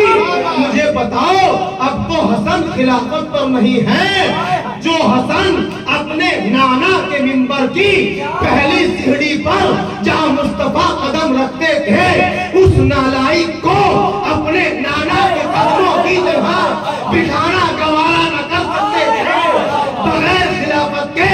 جب اتنے لیڈر ہیں تو خلافت میں کتنے لیڈر ہوں گے؟ پڑھو، عقل کے ناخن لو، عقل کو پڑھو، عقل کو پرکھو۔ حسن ڈرپوک نہیں تھے۔ حسن اس شخصیت کا نام ہے کہ جہاں فرشتے نہیں جاتے وہاں حسن پہنچ جاتے ہیں، پہنچ جاتے ہیں رضوان محترم۔ اب ان کو ممبر سے ہٹایا، ہٹانے کے بعد انہوں نے کہا کہ سوچا اپنے من میں کہ اب ہماری تو توہین ہو چکی، حسن کی بھی توہین کی جائے، کیسے کی جائے؟ اب امام حسن خرامہ ٹہلتے ہوئے اپنے گھر تشریف لے آئے۔ امام کو تو سب علم تھا، علم ہے کہ اب اتنی اشرفی بٹی، بتی بٹی، لینے والا کون ہے، دینے والا کون ہے؟ اچھے اچھے رسول کے ساتھ دسترخوان پر کھانا کھانے والے اشرفی لینے پہنچ رہے ہیں، اشرفی لینے۔ اب جب اشرفی لینے پہنچ گئے، وقت گزر گیا، شام ہوئی۔ اس معاویہ نے دیکھا حسن اب آئیں گے، دوپہر گزر گئی، شام گزر گئی، امام حسن تشریف نہ لائے۔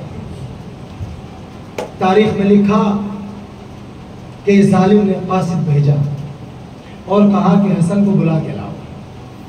امام حسن بہت دور تک کا دیکھنے والے ہیں نا، امام نے کہا چلیے ہم بلانے آئے ہیں تو چلے جائیں گے۔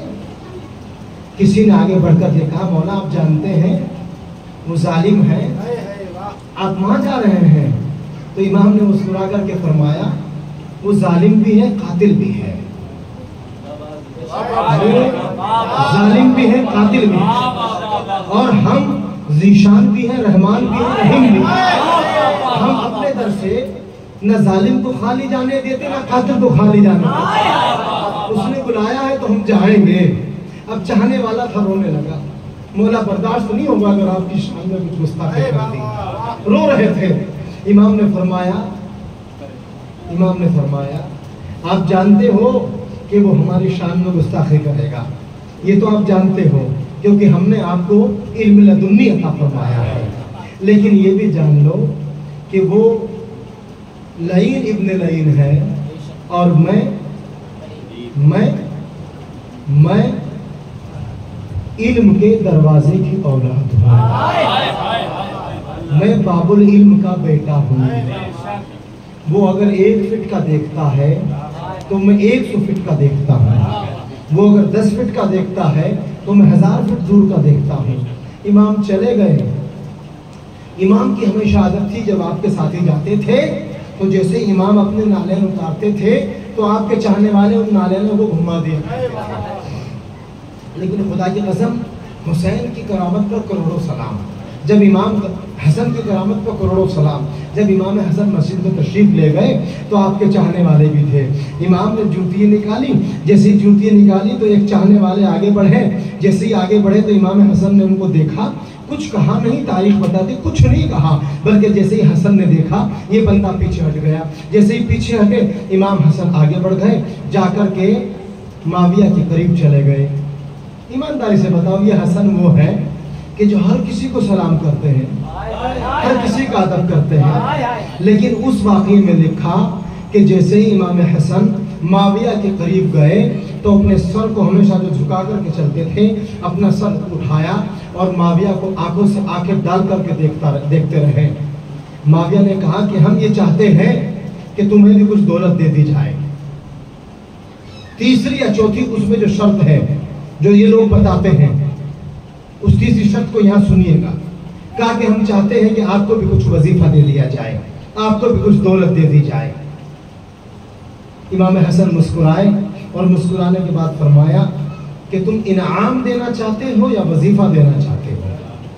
مجمع کھڑا دیکھ رہا ہے کہ امام کیا فرما رہے ہیں، کہ بتا رہے ہیں یہ خلافت ہوتے ہوئے بھی اگر الفاظوں کو گھمائے گا تو ہم اس کے الفاظوں سے اس کو ننگا کریں گے۔ کہیں یہ انعام دے کر یہ نہ کہہ دے کہ شرطوں میں جو وظیفہ لکھا گیا تھا، شرطوں میں جو وظیفہ لکھا گیا تھا یہ اس وظیفے کی بات نہ کر دے۔ اس لیے ہم بتا رہے ہیں کہ وظیفہ دے رہا ہے کہ انعام دے رہا ہے۔ فوراً معاویہ بن ابی سفیان نے کہا ہم آپ کو انعام دینا چاہتے ہیں، اور آپ دیر سے اس لیے آئے نا کہ آپ کو زیادہ انعام ملے۔ دیکھیں توہین دیکھیے کہ آپ دیر سے اس لیے آئے کہ آپ کو زیادہ انعام ملے۔ چلو ہم آپ کے دل کی مراد کو پورا کر دیتے ہیں۔ اس نے اپنے غلاموں کو بلایا اور کہا فلا فلا جتنی دولت رکھی ہے اس کونے میں اس کونے میں سب کو اٹھا لاؤ، اور سب کو لایا گیا۔ گٹوں کا منہ کھولنا شروع کیا، ایک گٹا ڈالا، دو گٹے ڈالے، ڈالتے گئے اور پوچھا اور لوگے؟ امام حسن کچھ نہیں بولے۔ پھر ڈالا اور لوگے؟ نہیں، امام حسن کچھ نہیں بولے۔ جب اس کی ساری دولت ختم ہو گئی، دینے کے لیے کچھ نہ بچا، تو امام حسن مسکرائے، کہا لعین ابن لعین اب نہ پوچھو گے؟ ایمانداری سے بتاؤ، جس کے پاس اتنی دولت، حکومت، شہرت سب کچھ موجود ہے، اور حسن ایسے موقع پر بھی اس کی کسی بات سے روگردانی نہیں فرما رہے ہیں، اس کی آنکھوں میں آنکھیں ڈال کے بتاتے ہیں کہ اب نہیں پوچھو گے؟ ہو گئی ہوا ڈھلی ہو گئی، اب نہیں پوچھو گے؟ تو معاویہ نے داڑھی کھجاتے ہوئے کہا اے فلا ادھر آؤ، یہ دولت اٹھا کر کے حسن کے ساتھ جاؤ اور حسن کے گھر رکھ کر کے آؤ۔ امام حسن مسکراتے ہوئے چلے۔ یہ تو یہ چاہ رہا تھا نا کہ ہم نے توہین کرنی ہے اور امام کو رلا دے، لیکن امام مسکراتے ہوئے چلے۔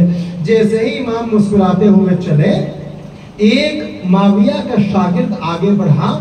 آگے بڑھنے کے بعد امام کی جوتیاں جو الٹی رکھی تھی ان کو اٹھا کر کے سیدھی کر دی، اٹھائی اور سیدھی کر دی۔ اب لطف آپ کو اب اصل آئے گا۔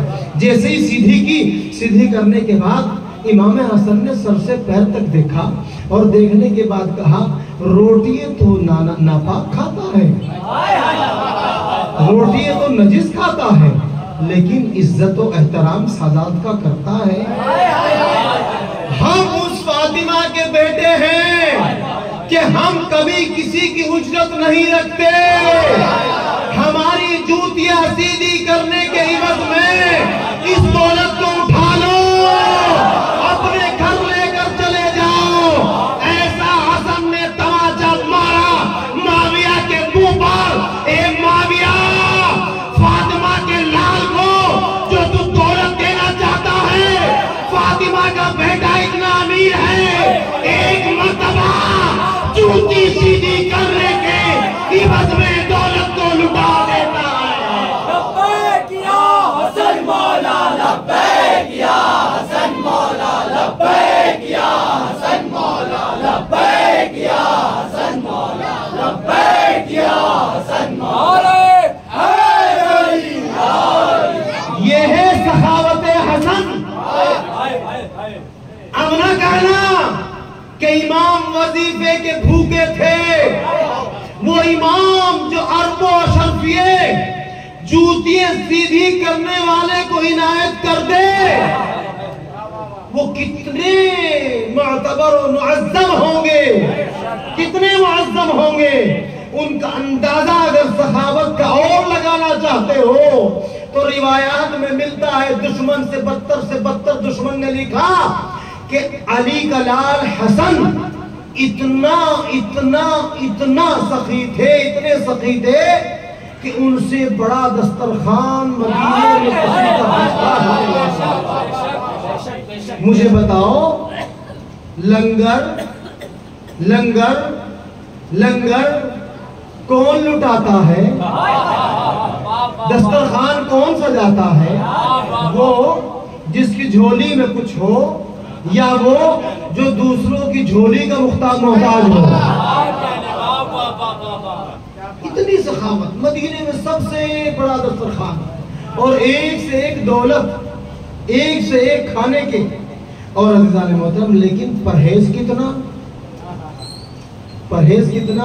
اسی واقعے کے بعد ایک واقعہ لکھا ہوا ہے اسی کتاب کے اندر کہ ایک شخص مدینے میں آپ کے دسترخوان پر کھانا کھانے کے لیے آیا، مدینے میں نماز پڑھ رہا تھا، نماز پڑھتے پڑھتے اس نے دیکھا کہ ایک شخص کونے میں بیٹھے ہوئے ہیں، ان کے سامنے پانی ہے، سوکھی روٹی ہے، پانی میں بھگا کے کھا رہا ہے۔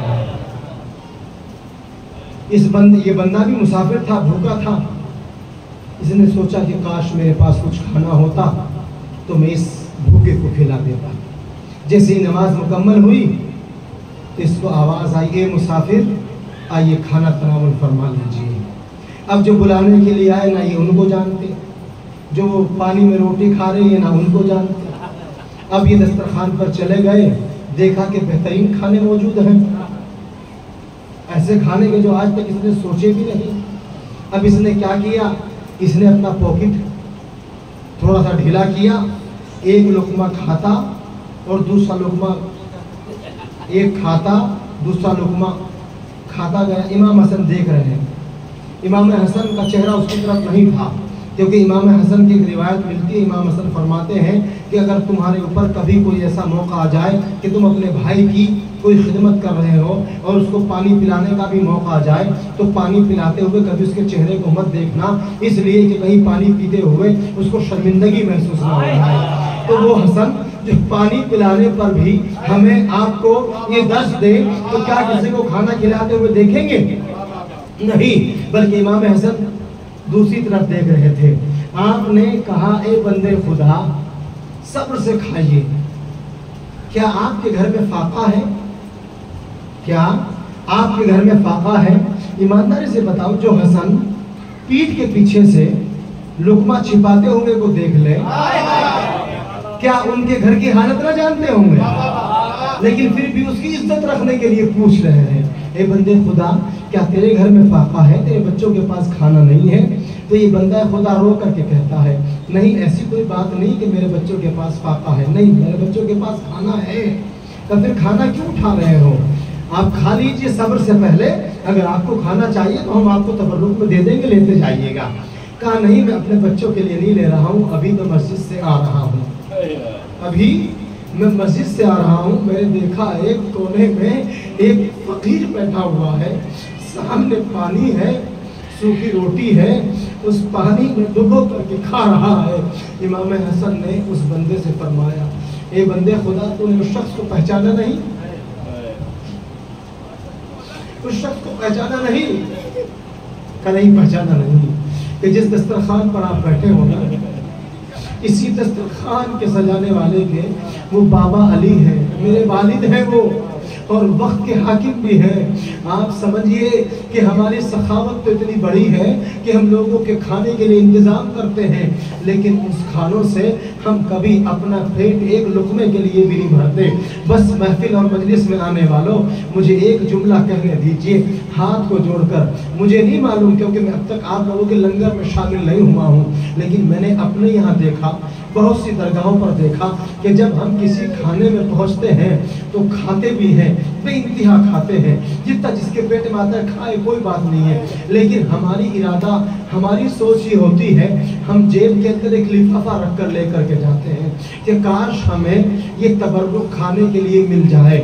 یاد رکھنا، یہ تبرک جو امام حسن، امام حسین، مولا علی جناب طہرہ یا رسول اللہ یا جناب سرکار غریب نواز، جناب سرکار معین الدین چشتی یا علاؤ الدین صابر پاک، جس کے نام پر بھی بنا ہے، یہ صرف آپ ہی کے لیے نہیں ہے بلکہ یہ لنگر ہر کس و ناکس کے لیے ہے.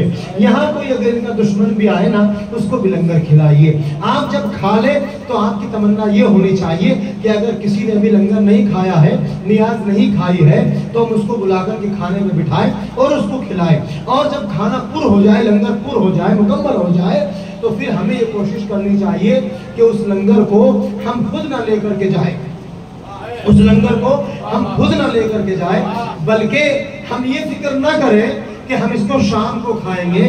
ہم تو ان کے ماننے والے ہیں کہ جنہوں نے اب دیا ہے وہ شام کو بھی دیں گے, شام کو بھی دیں گے.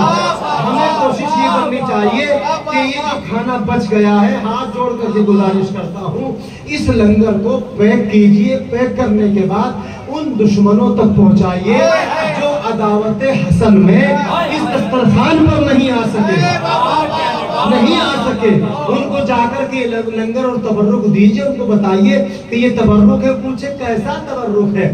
بھیا آج امام حسن کی تاریخ تھی, ہم نے لنگر کیا ہے, اس لنگر میں آپ کا مقدر بھی تھا, مجھے امام نے کہا میں آپ کو دینے کے لیے. یہ ہے تبلیغ کے ذرائع, یہ ہے تبلیغ کے راستے. مجھے نہیں معلوم آپ کے ہاں کیا کرتے ہیں, لیکن میں نے اپنے ہاں ہمیشہ دیکھا ہے, میرے گھر میں ہو, میری خاندان, کہیں پر بھی ہم نے دیکھا ہے کہ جتنے بھی چاہنے والے آتے ہیں وہ سب کے سب جیب کے اندر ایک لفافہ لے کر کے آتے ہیں. اور کبھی کبھی تو حد یہاں تک ہوتی ہے, مولوی صاحب جی میری اماں بیمار ہے, تھوڑا سا کھانا دے دیجئے, شاید اس کو کھا کے بچ جائے, شاید اس کو کھا کے شفا مل جائے. یقیناً شفا مل جائے گی.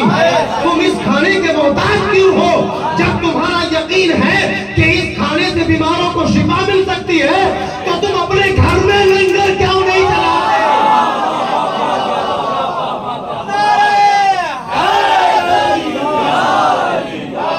اپنے گھر میں سبیل کیوں نہیں لگاتے؟ پتہ یہ چلا تمہارا ارادہ, تمہارا عقیدہ شفا پر نہیں ہے بلکہ تمہارا عقیدہ پیٹ بھرنے پر ہے. اور پیٹ بھرنا یہ ادھر والوں کا کام نہیں ہے, ادھر والوں کا. حضرت جابر بن عبداللہ الانصاری رضی اللہ تعالی عنہ وہ صحابی رسول ہیں کہ جنہوں نے رسول سے دعا کرائی کہ پروردگار کے محبوب میرے آقا یہ دعا کر دیجئے کہ میں بہت سا وقت آپ کے بعد آپ کے بچوں کا دیکھ سکوں, بہت سا وقت آپ کے بعد آپ کے بچوں کا نور نظروں کا دیکھ سکوں. تو حضرت جابر بن عبداللہ الانصاری کو اللہ نے بہت لمبی عمر دی. اور کتنی عمر دی؟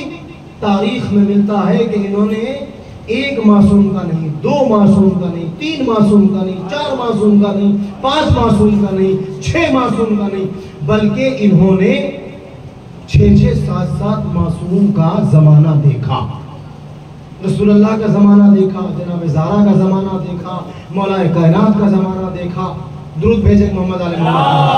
اللہم صلی علی محمد وآلِ محمد.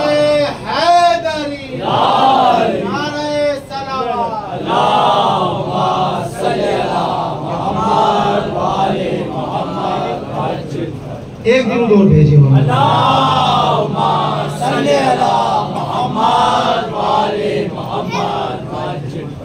رسول اللہ کا زمانہ دیکھا, جناب زہرا کا زمانہ دیکھا, مولا متقیان کا زمانہ دیکھا, امام حسن کا زمانہ دیکھا, امام حسین کا زمانہ دیکھا, امام حسین کے بعد امام زین العابدین کا زمانہ دیکھا, اور 7واں زمانہ امام محمد باقر کا زمانہ دیکھا. اللہم صلی علی محمد وآلِ محمد وعجل فرجہ.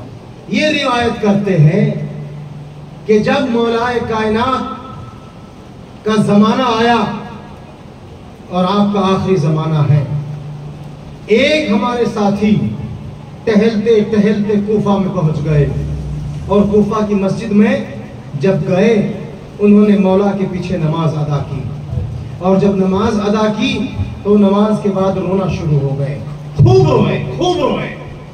کسی نے آگے بڑھ کر کے پوچھا آپ رو کیوں رہے ہو؟ آنکھوں سے نابینا تھے, دیکھ نہیں سکتے تھے, آپ کیوں رو رہے ہو؟ کوئی تکلیف ہے, کوئی زحمت ہے؟ کہا نہیں, میں اس لیے رویا ہوں کہ میں نے رسول کے زمانے میں بھی رسول کے پیچھے نماز پڑھی تھی، اور آج رسول کے بعد میں نے وہ نماز کوفے کی مسجد میں پڑھی ہے جو رسول پڑھایا کرتے تھے۔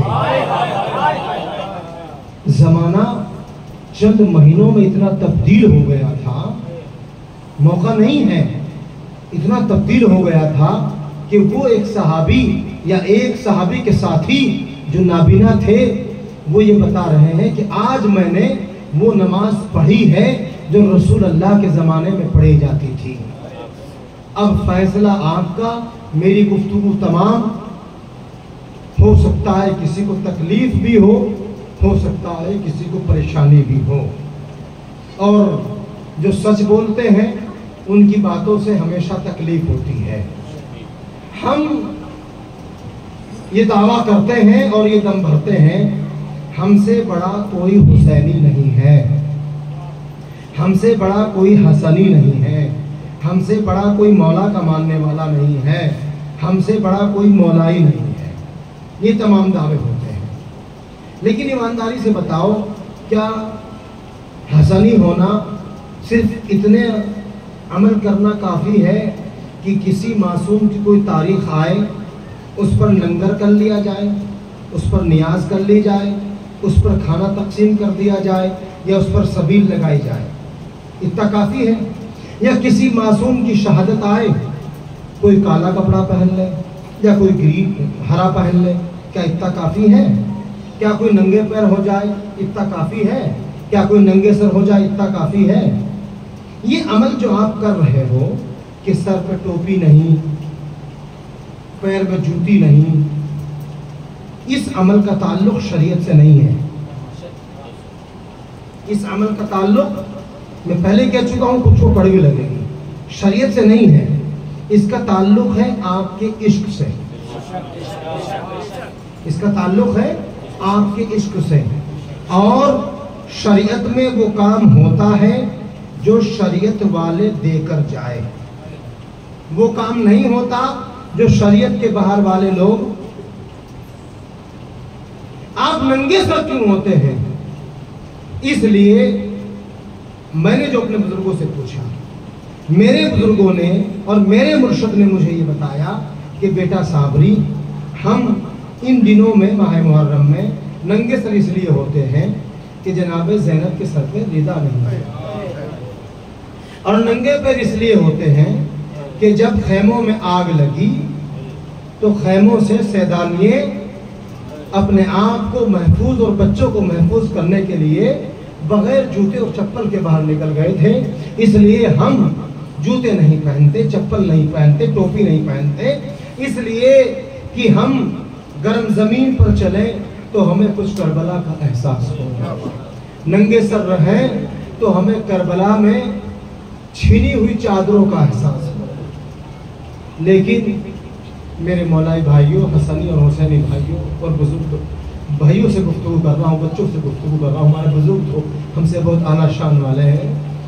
میرے بھائیوں، میرے بچوں، وہ عمل جو دشمنوں نے کیا اس کو تو ہم نے عشق بنا لیا، مجھے اعتراض نہیں ہے، لیکن وہ عمل جس کو کٹی ہوئی امام حسن نے کیا، مولا کائنات نے کیا، ہم سوچے اور دیکھیں کیا کبھی میرے امام کی کوئی نماز قضا ہوئی ہے؟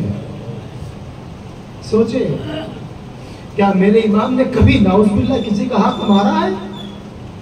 ہم کتنے حق مارتے ہیں؟ میرے امام کے مہمان نوازی کا طریقہ کیا تھا؟ میرا کیا ہے؟ میرا گفتگو کا طریقہ کیا ہے؟ میرے امام کا طریقہ کیا ہے؟ عزیزان محترم، اگر یہ زندگی میں نہیں ہے نا، انہی باتوں سے کچھ لوگ میرے دشمن بھی بن جاتے ہیں، لیکن مجھے پرواہ نہیں ہے سچ بولنے کے لیے۔ ہو سکتا ہے میری کوئی بات کسی کو بری لگ جائے اور وہ یہ کہیں حاجی صاحب سے کہ مولانا کو آگے مت بلانا، یہ تو ہماری عقیدت کے خلاف پڑھ کر چلے گئے۔ نہیں، میں کسی کی عقیدت کے خلاف نہیں پڑھ رہا ہوں، بلکہ میری ذمہ داری ہے، اگر آپ نے مجھے منبر پر بٹھایا تو میں کچھ سچائی بھی پڑھوں، سچائی بھی پڑھوں، جو میں نے کمی دیکھی ہے اس کو پڑھوں۔ ہم لوگ ایسا نہیں کہ نماز نہیں پڑھتے، نماز پڑھتے ہیں، لیکن وہ نماز جو آپ پڑھ رہے ہو اس نماز کو ایک مرتبہ اپنے رسول کی نماز سے ٹیلی کرنا، اپنے مولا کی نماز سے ٹیلی کرنا، جناب امام حسن کی نماز سے ٹیلی کرنا، اور بس المختصر مجھے یہ کہہ دیا دینے کی اجازت دی جائے کہ اگر نماز سب کی نماز برابر ہے تو مجھے یہ بتایا جائے کربلا میں حسین کون سی پڑھ رہے تھے اور یزید کون سی پڑھ رہا تھا۔ نمازیں دو تھی، ادھر بھی پڑھی جا رہی تھی، یزیدیوں کے یہاں بھی پڑھی جا رہی تھی، اور نمازیں منفرد بھی تھی، الگ الگ بھی تھی۔ اس نماز کو ہم پہچانیں، عبادت کو ہم پہچانیں، خالی ہم زبان تک 12 کے ماننے والے نہ بنیں، بلکہ 12 ائمہ کا کردار ہماری زندگی میں ہونا چاہیے، 12 کا عمل ہماری زندگی میں ہونا چاہیے، 12 کی گفتار ہماری زندگی میں ہونی چاہیے۔ اگر ہماری گفتار ان سے نہیں ملتی، ہمارے کردار ان سے نہیں ملتا، ہمارے اعمال ان سے نہیں ملتے، تو پھر یاد رکھیے گا رسول اللہ کی حدیث ہے، رسول فرماتے ہیں من تشبہ بقوم فہو بی، جو جس کی شباہت اختیار کرتا ہے کل قیامت کے دن اس کا حشر اسی کے ساتھ ہوگا۔ یہ تو رسول کی حدیث تھی۔ اللہ نے قرآن میں ارشاد فرمایا کہ ہم ہر شخص کو کل قیامت کے دن اس کے امام کے ساتھ اس کے امام کی طرح بلائیں گے۔ اب ہمارے امام کا کردار یہ ہے کہ ہمارے امام کے سر پہ زلفیں بھی ہیں، ہمارے امام کے چہرے پہ داڑھی بھی ہے، ہمارے امام نمازی بھی ہے، ہمارے امام غاصب نہیں ہے، ہمارے امام نیک اعمال کرنے والے ہیں، ہمارے امام سچ بولنے والے، سچ کی دعوت دینے والے۔ اگر یہ سارے کاموں سے ہم ہٹے ہوئے ہیں تو پھر ہمارا تعلق ہمارے امام سے باطنی نہیں ہے، ظاہری ہو سکتا ہے، اس کا انکار نہیں ہے۔ اور یہ بھی میں کہتا چلوں، اگر آپ نے اہل بیت کی محبت میں ہرے کپڑے پہنے ہیں آپ کو اس کا اجر ملے گا، کالے پہنے ہیں اس کا اجر ملے گا، سفید پہنے ہیں اس کا اجر ملے گا، ننگے پیر رہیں اس کا اجر ملے گا، ننگے سر رہیں اس کا اجر ملے گا، کچھ کھایا پیا نہیں اس کا اجر ملے گا، اجر ملے گا، کیونکہ اجر ملتا ہی ان کی عشق میں ڈوب کر عمل کرنے پر۔ اگر ان کے عشق میں ڈوبے نہیں اور کچھ بھی عمل کرتے رہیے، ان کا عشق اگر نہیں ہے تو وہ عمل قابل قبول نہیں ہے۔ اور ان کے عشق میں ڈوب کر اگر چھوٹا سا بھی عمل کر لیا جائے، چھوٹا سا بھی عمل کر لیا جائے تو وہ ہمارے لیے بہت بڑا ہو سکتا ہے۔ یہ میں نہیں کہتا، بڑے بڑے علماء کرام نے کہا ہے۔ آج کی مجلس میں ایک میسج آپ کو دوں گا، اگر آپ حسنی حسینی ہو، اگر آپ مولائی ہو، اگر آپ محمدی ہو، تو آپ کے چہرے پر کبھی داڑھی مونڈی نہیں ہونی چاہیے۔ میں کسی کو ٹورچر نہیں کر رہا ہوں، جس کو برا لگے لگ جائے، جس کو اچھا لگے لگ جائے، جس کو برا لگے مجھے لیے بد دعا کر دینا، جس کو اچھا لگے وہ اپنے لیے بھی اور میرے لیے بھی دعا کر دینا۔ اور اگر کسی وجہ سے، کسی پریشانی کی وجہ سے ہم زیادہ بڑی نہیں رکھ سکتے، ہم زیادہ بڑی نہیں رکھ سکتے، تو کم از کم اتنی تو رکھ لے، اتنی تو رکھ لے جتنی ہمارے ہاتھ میں آ جائے، اتنی نہ رکھے جو دوسرے کے ہاتھ میں آئے۔ کیوں؟ امام نے فرمایا، امام کے خطبوں میں یہ واقعہ ملتا ہے۔ امام فرماتے ہیں، اے امام آپ کو کس نے زیادہ رلایا؟ امام فرماتے ہیں کہ وہ جو میرے نانا کی سنتوں کو پامال کرتا ہو۔ اور امام کی ایک حدیث ہے، کچھ علماء اس سے اتفاق نہیں رکھتے، لیکن میں اس سے اتفاق رکھتا ہوں، اس لیے کہ جب ہم نے سیرت مصطفیٰ پڑھی یا سیرت علی پڑھی یا سیرت حسن و حسین پڑھا، ہم نے تمام سیرت میں دیکھا کہ آپ کے چہرہ انور پر داڑھی مبارک ہے، اور آپ نے شاید ان کو نہیں دیکھا، آپ نے اپنے پیروں کو تو دیکھا ہوگا۔ سرکار فخرو میاں نورانی چہرہ ہے، ان کے علاوہ ان کے پیر حضرت قریش میاں، ان کے چہرے پر، اس کے علاوہ یہ بھائی انکل بیٹھے ہوئے ہیں اور کچھ لوگ اور بھی ہوں گے۔ آپ سرکار نیاز بن نیاز کے سلسلے سے ہیں، آپ ان کے بزرگوں کو دیکھیے، مہدی میاں کو آپ نے دیکھا ہے، मुन्ने मियाँ को भी आपने देखा होगा। तो अज़ीज़ान मोहतरम, ऐसा ना कीजिए। तकलीफ यही है, जब तक आपके लिए पढ़ा जाएगा खूब नारे लगते हैं, लेकिन जब आपकी कमी को बताया जाता है मौलवी पसंद नहीं आता। ऐसा लगता है कि 1 मिनट ना सुने, 1 मिनट ना सुने। लेकिन मौला ने फरमाया तुम्हारा सच्चा दोस्त वो है जो तुम्हारी कमी तुम्हें बताए, सच्चा दोस्त। और तुम्हारा सबसे बड़ा दुश्मन वो है जो तुम्हारी कमी दूसरों को बताए, है ना। तो जो कमी मेरे अंदर है मुझे भी कोशिश करनी चाहिए कि मैं उसको दूर करूं, और जब मैं दूर कर लूं तो मैं किसी को कहने का हक रखता हूं। हम हसनी हैं, हुसैनी हैं, हम मिलाद कर रहे हैं, महफिल कर रहे हैं, मिलाद की शहादत पर मजलिस कर रहे हैं, तमाम काम कर रहे हैं। अज़ीज़ान मोहतरम, हम कम अज़ कम अगर खुद के लिए नहीं रख सकते, कोई अमल खुद के लिए नहीं कर सकते, तो कम अज़ कम इसलिए तो कर सकते हैं कि कोई बंदा मेरे अमल को देखकर मेरे इमाम का अमल का तकाबुल न कर ले, मेरे इमाम के अमल का तकाबुल न कर ले।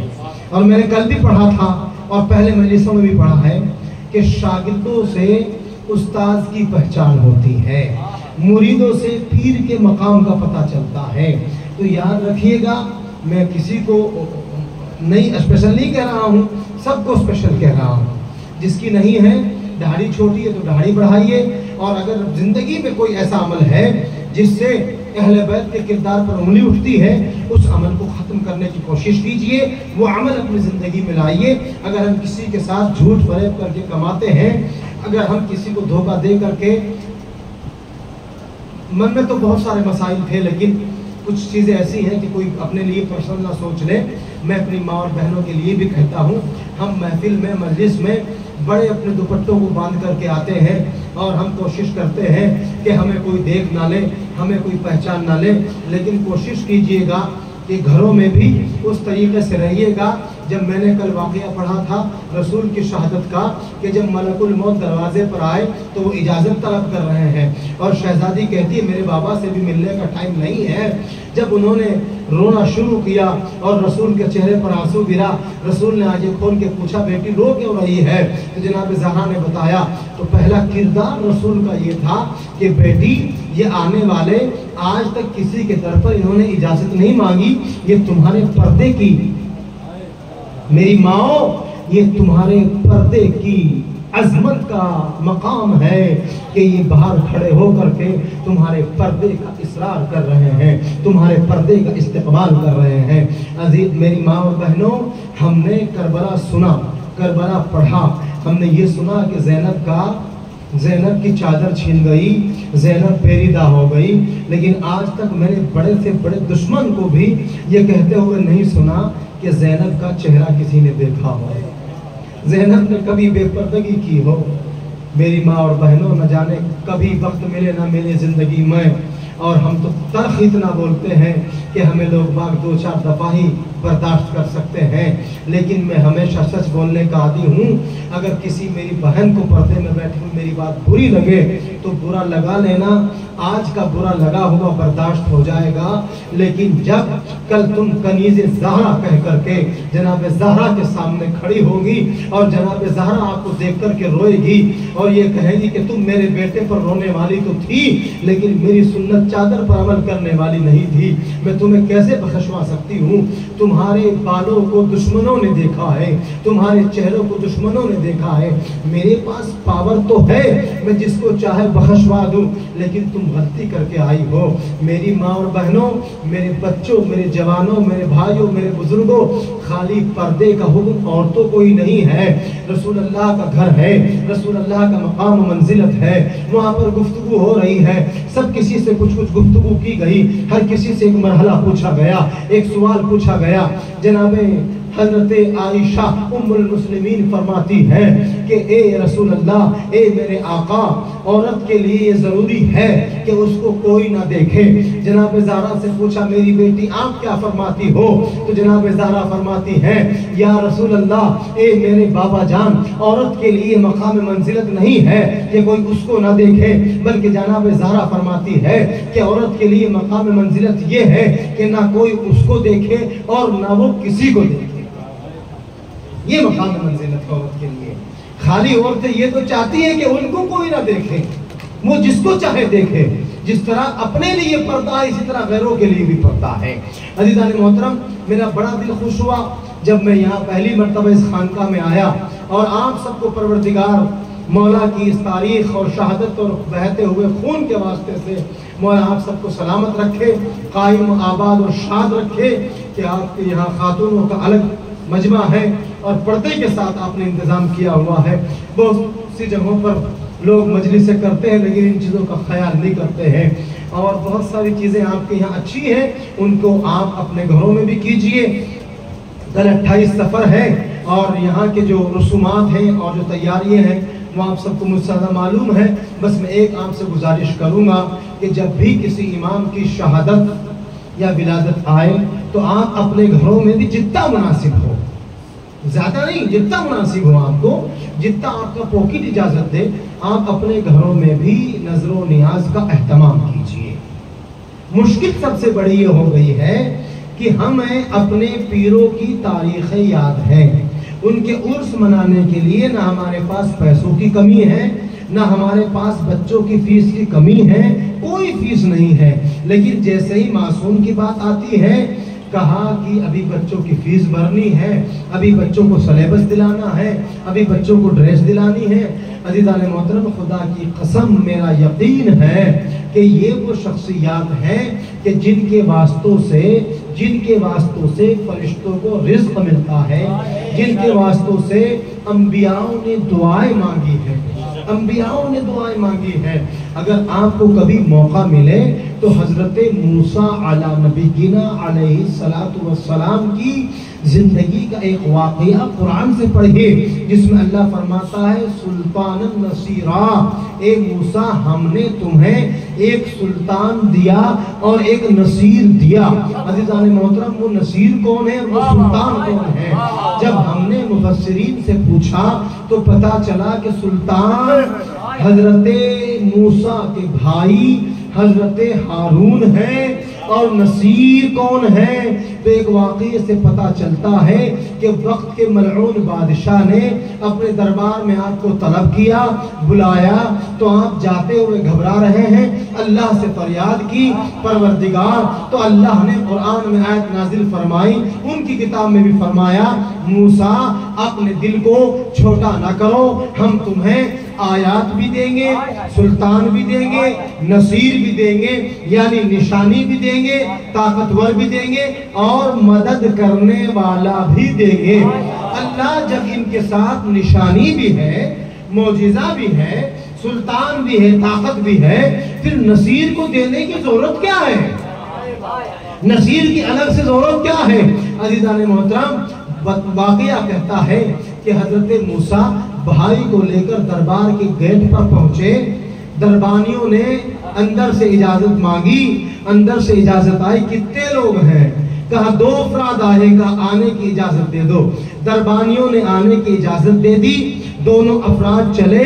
حضرت موسیٰ کا دل محلول ہے، جا رہے ہیں، جاتے جاتے جیسے ہی بادشاہ کے قریب پہنچے تو بادشاہ کے قریب جیسے ہی پہنچے دیکھا کہ ایک گھڑ سوار حاضر ہوا، اور جیسے یہ گھڑ سوار حاضر ہوا، یہ گھڑ سوار فرعون کے قریب جاتے ہیں، جا کر کے کہتے ہیں او ملعون، کیا معصوم سے سوال کرنا چاہتا ہے سوال کر، لیکن فرعون کی حیبت نہ رہی، فرعون گھبرانے لگا، ہاتھ جوڑ کر کے کہتا ہے میرے اندر آج سوال کرنے کی صلاحیت نہیں ہے، میں کل ان سے سوال کروں گا۔ موسیٰ جانے لگے، ہارون جانے لگے، جیسے ہی دربار سے باہر گئے فرعون غصے میں آیا، دربانیوں کو بلایا، اے دربانیوں، ہم نے تمہیں 2 کو آنے کی اجازت دی تھی، تم نے 3 کو کیسے بنانے دیا۔ دربانیوں نے کہا ہمارے اوپر اگر رحم ہو سکتا ہے تو ہم کہتے ہیں ہماری جان معاف کیجئے، خدا را ہم نے 3 کو نہیں بھیجا، ہم نے 2 کو بھیجا تھا۔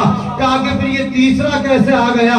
کہا ہمیں نہیں معلوم، اللہ نے فرعون کو تماشا مار کر کے بتایا کہ ہم اپنے چاہنے والوں کو اس طریقے سے نصرت کرتے ہیں کہ تیرے 1-2 دربانی نہیں 50-50 درباری بھی اگر کھڑے ہو جائے تو علی کو آنے کے لیے کوئی دربانی نہیں روک سکتا ہے۔ عزیزان محترم موسیٰ نکلے، موسیٰ کا دل ملول ہے۔ حضرت علی نے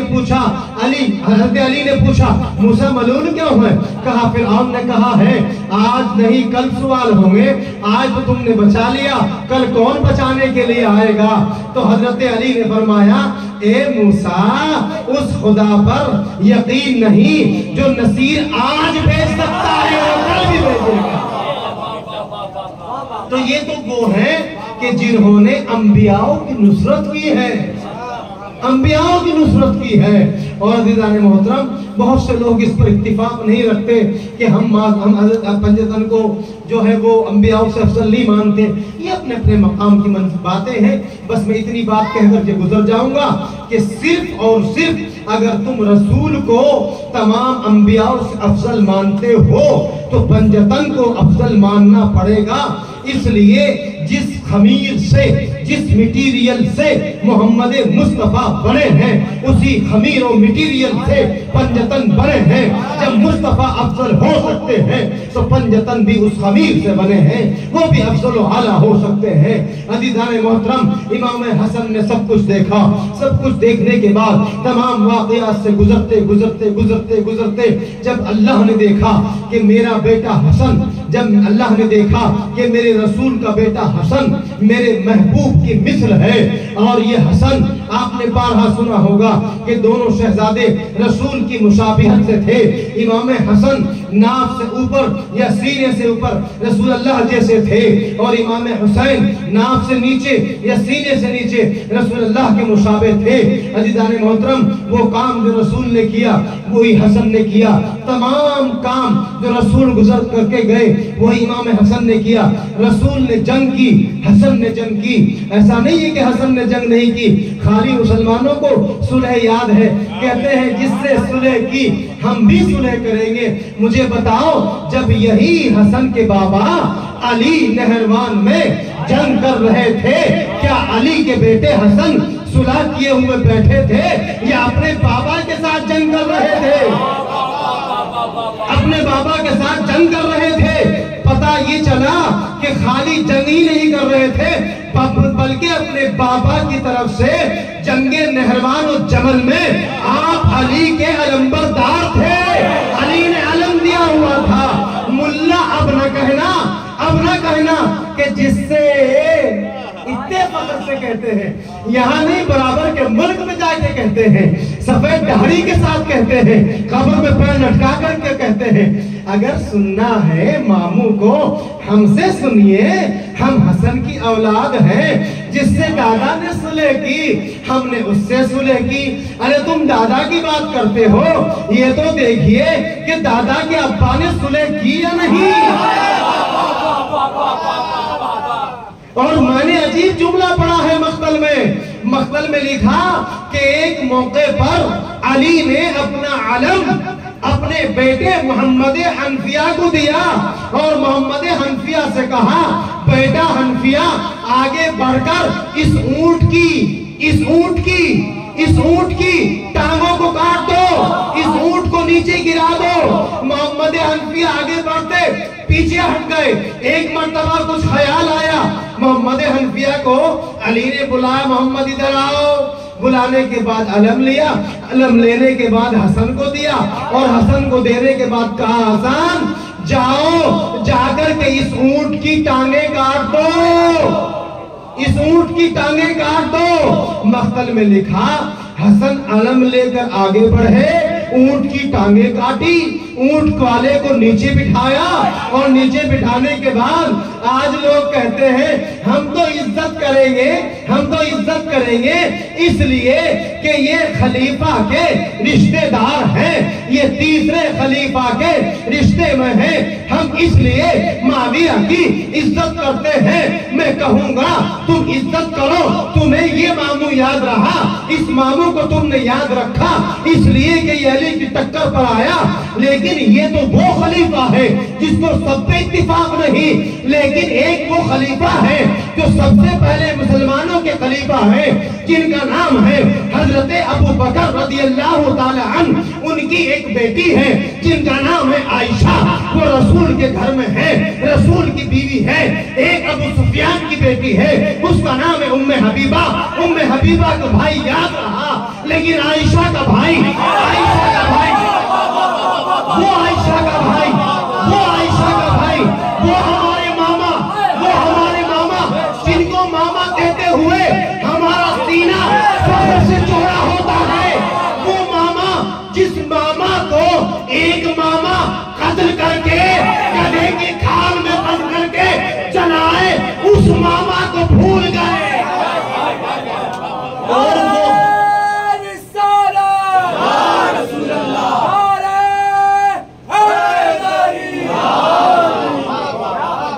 منتا ہے اس ماما کا کبھی عرس؟ ماما کی تصریح کر دو، اس ماما کی تصریح کر دو جو ہمارا ماما ہے۔ اچھا ہاں، یہ بھی ضروری ہے۔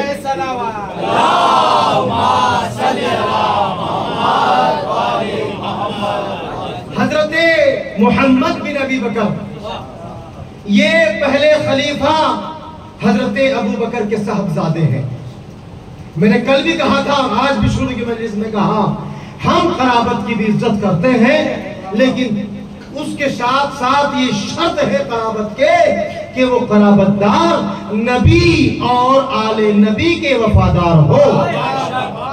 ہم نے کبھی ایک لمحے کے لیے بھی خلیفہ کے اس صاحبزادے کو علی کی ٹکر پر آتے ہوئے نہیں دیکھا، اس لیے اس ماما کو ہم ماما نہیں بلکہ مہا ماما مانتے ہیں، اس لیے کہ اس نے ان کو مانا جن کو رسول نے فرمایا، اور اس ماما کو ہم اس لیے نہیں مانتے کہ اس نے ان کو مانا جس کو رسول نے نہیں فرمایا تھا، جس کو رسول نے نہیں فرمایا تھا۔ اب عزیزان محترم، عرس منانے کا اتنا شوق ہے، مسجدوں کے نام رکھنے کا ماما کے نام پہ اتنا شوق ہے، تو رکھیے مقتول کے نام پر۔ واضح طور پر یہ فیصلہ ہو گیا ماماؤں کو بھی لے کر کے کہ یہ مسلمان مقتول کے سہیوگی نہیں ہے بلکہ قاتل کے سہیوگی ہے، اور ہم عزاداران امام حسن و حسین ہم کل بھی مقتول کے سہیوگی تھے، آج بھی مقتول کے سہیوگی ہیں۔ نہ ہم یزید کی عزت کرتے اس لیے کہ وہ امام حسین کے سامنے آئے، نہ ہم اس کے ابا کی عزت کرتے اس لیے کہ وہ امام حسین کے پیر حضرت امام حسن کے سامنے آئے، اور ہم نہ ان کے ابا کی عزت کرتے اس لیے کہ وہ حسن کے بابا کے پیر محمد مصطفیٰ کی ٹکر پر آئے۔ ہم جو ان معصوم کے سامنے آئے، اس کا رشتہ کوئی بھی ہو، اس کا رشتہ کوئی بھی ہو۔ اور یہ محمد عباس صابرینی کہہ رہے ہیں ٹائم بہت ہو گیا، بس مختصر یہ کہ میرے آقا نے ترمذی کی دوسری جلد میں روایت فرمائی ہے کہ یا علی، اے علی، آپ جدھر جدھر جائیں گے حق ہمیشہ ادھر ادھر جائے گا۔ اللہم ادر الحق حیثما دار، پانے والے جدھر جدھر حق جائے، جدھر جدھر حق جائے ادھر ادھر علی کو موڑ دینا۔ نہیں میرے بھائیو، روایت یہ نہیں، رسول نے دعا یہ نہیں کی، بلکہ رسول نے کیا کہا، اللہم ادر الحق، پروردگار جدھر جدھر علی جائے ادھر ادھر حق کو موڑ دینا۔ پتہ یہ چلا حق کا پیر بھی علی ہے۔ اب اگر پیر کو پیر ماننا ہے تو اس کے پاس جانا پڑے گا، جدھر علی ادھر پیر، اور اگر علی دائیں اور پیر بائیں تو سمجھ لینا کہ ادھر پیر کتنا بھی بڑا بن جائے لیکن حق اس کے پاس نہیں ہو سکتا ہے۔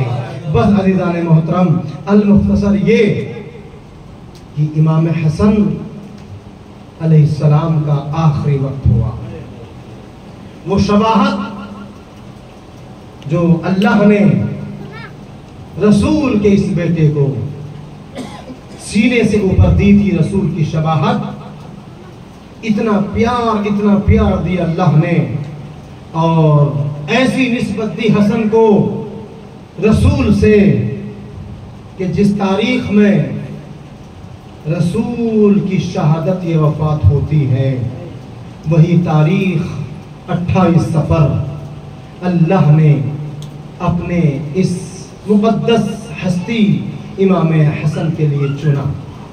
عزیزان محترم، بس مختصر یہ کہ امام حسن انشاءاللہ اگر آج کچھ مسائل رہ گئے تو کل مجلس صبح میں پڑھوں گا کہ امام حسن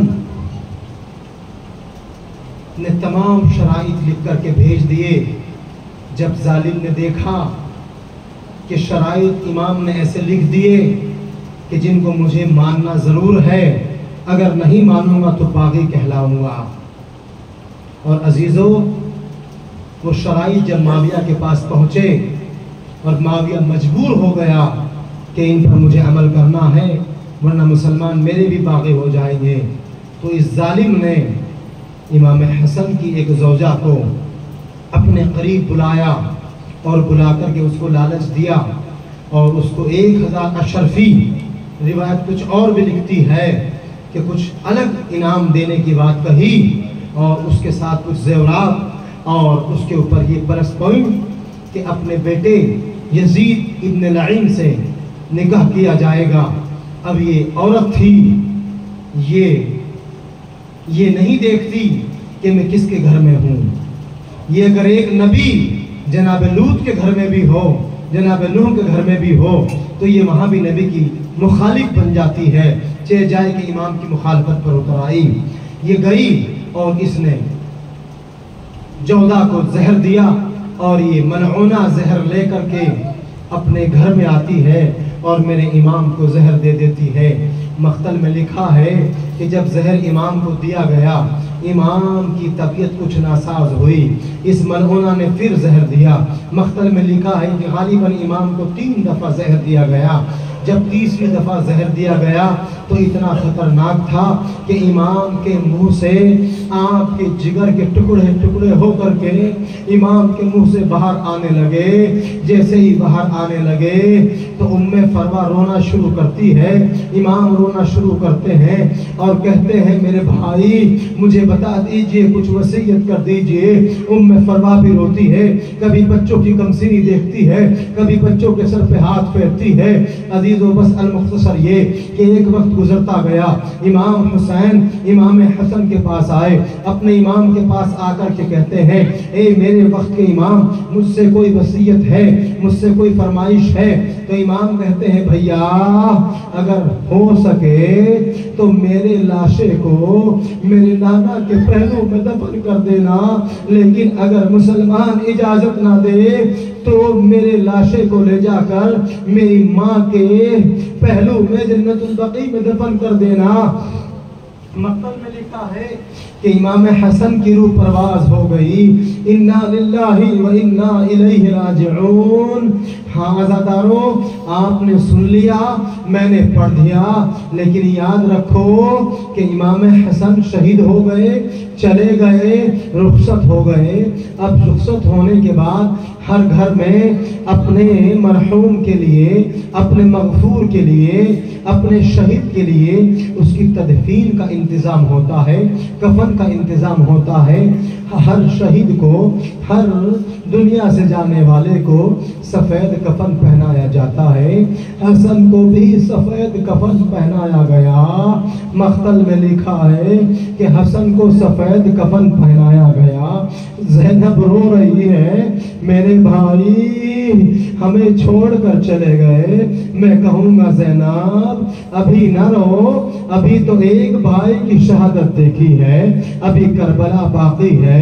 ابھی کربلا میں حسن کے بعد آپ کو پرسہ دینے کے لیے عباس بھی موجود ہے، حسین بھی موجود ہے، لیکن کربلا میں بھائی کی شہادت کے بعد نہ بیٹا ہوں گے، نہ بیٹے ہوں گے، نہ بھتیجے ہوں گے، نہ بھائی ہوں گے، بلکہ جو خواتین ہوگی وہ بھی کسی کی گود اجڑ گئی ہوگی، کسی کا 18 سالہ اجڑ گیا ہوگا، کسی کا آنگن اجڑ گیا ہوگا۔ زینب رو مت، ابھی لمبا سفر کرنا ہے۔ ایک مرتبہ یہ لاشا آگے بڑھا، جیسے ہی مدینے کی گلی میں گیا اور مدینے کی طرف رخ کیا، مسلمانوں نے تیروں سے اس رسول کے نواسے کا استقبال کیا۔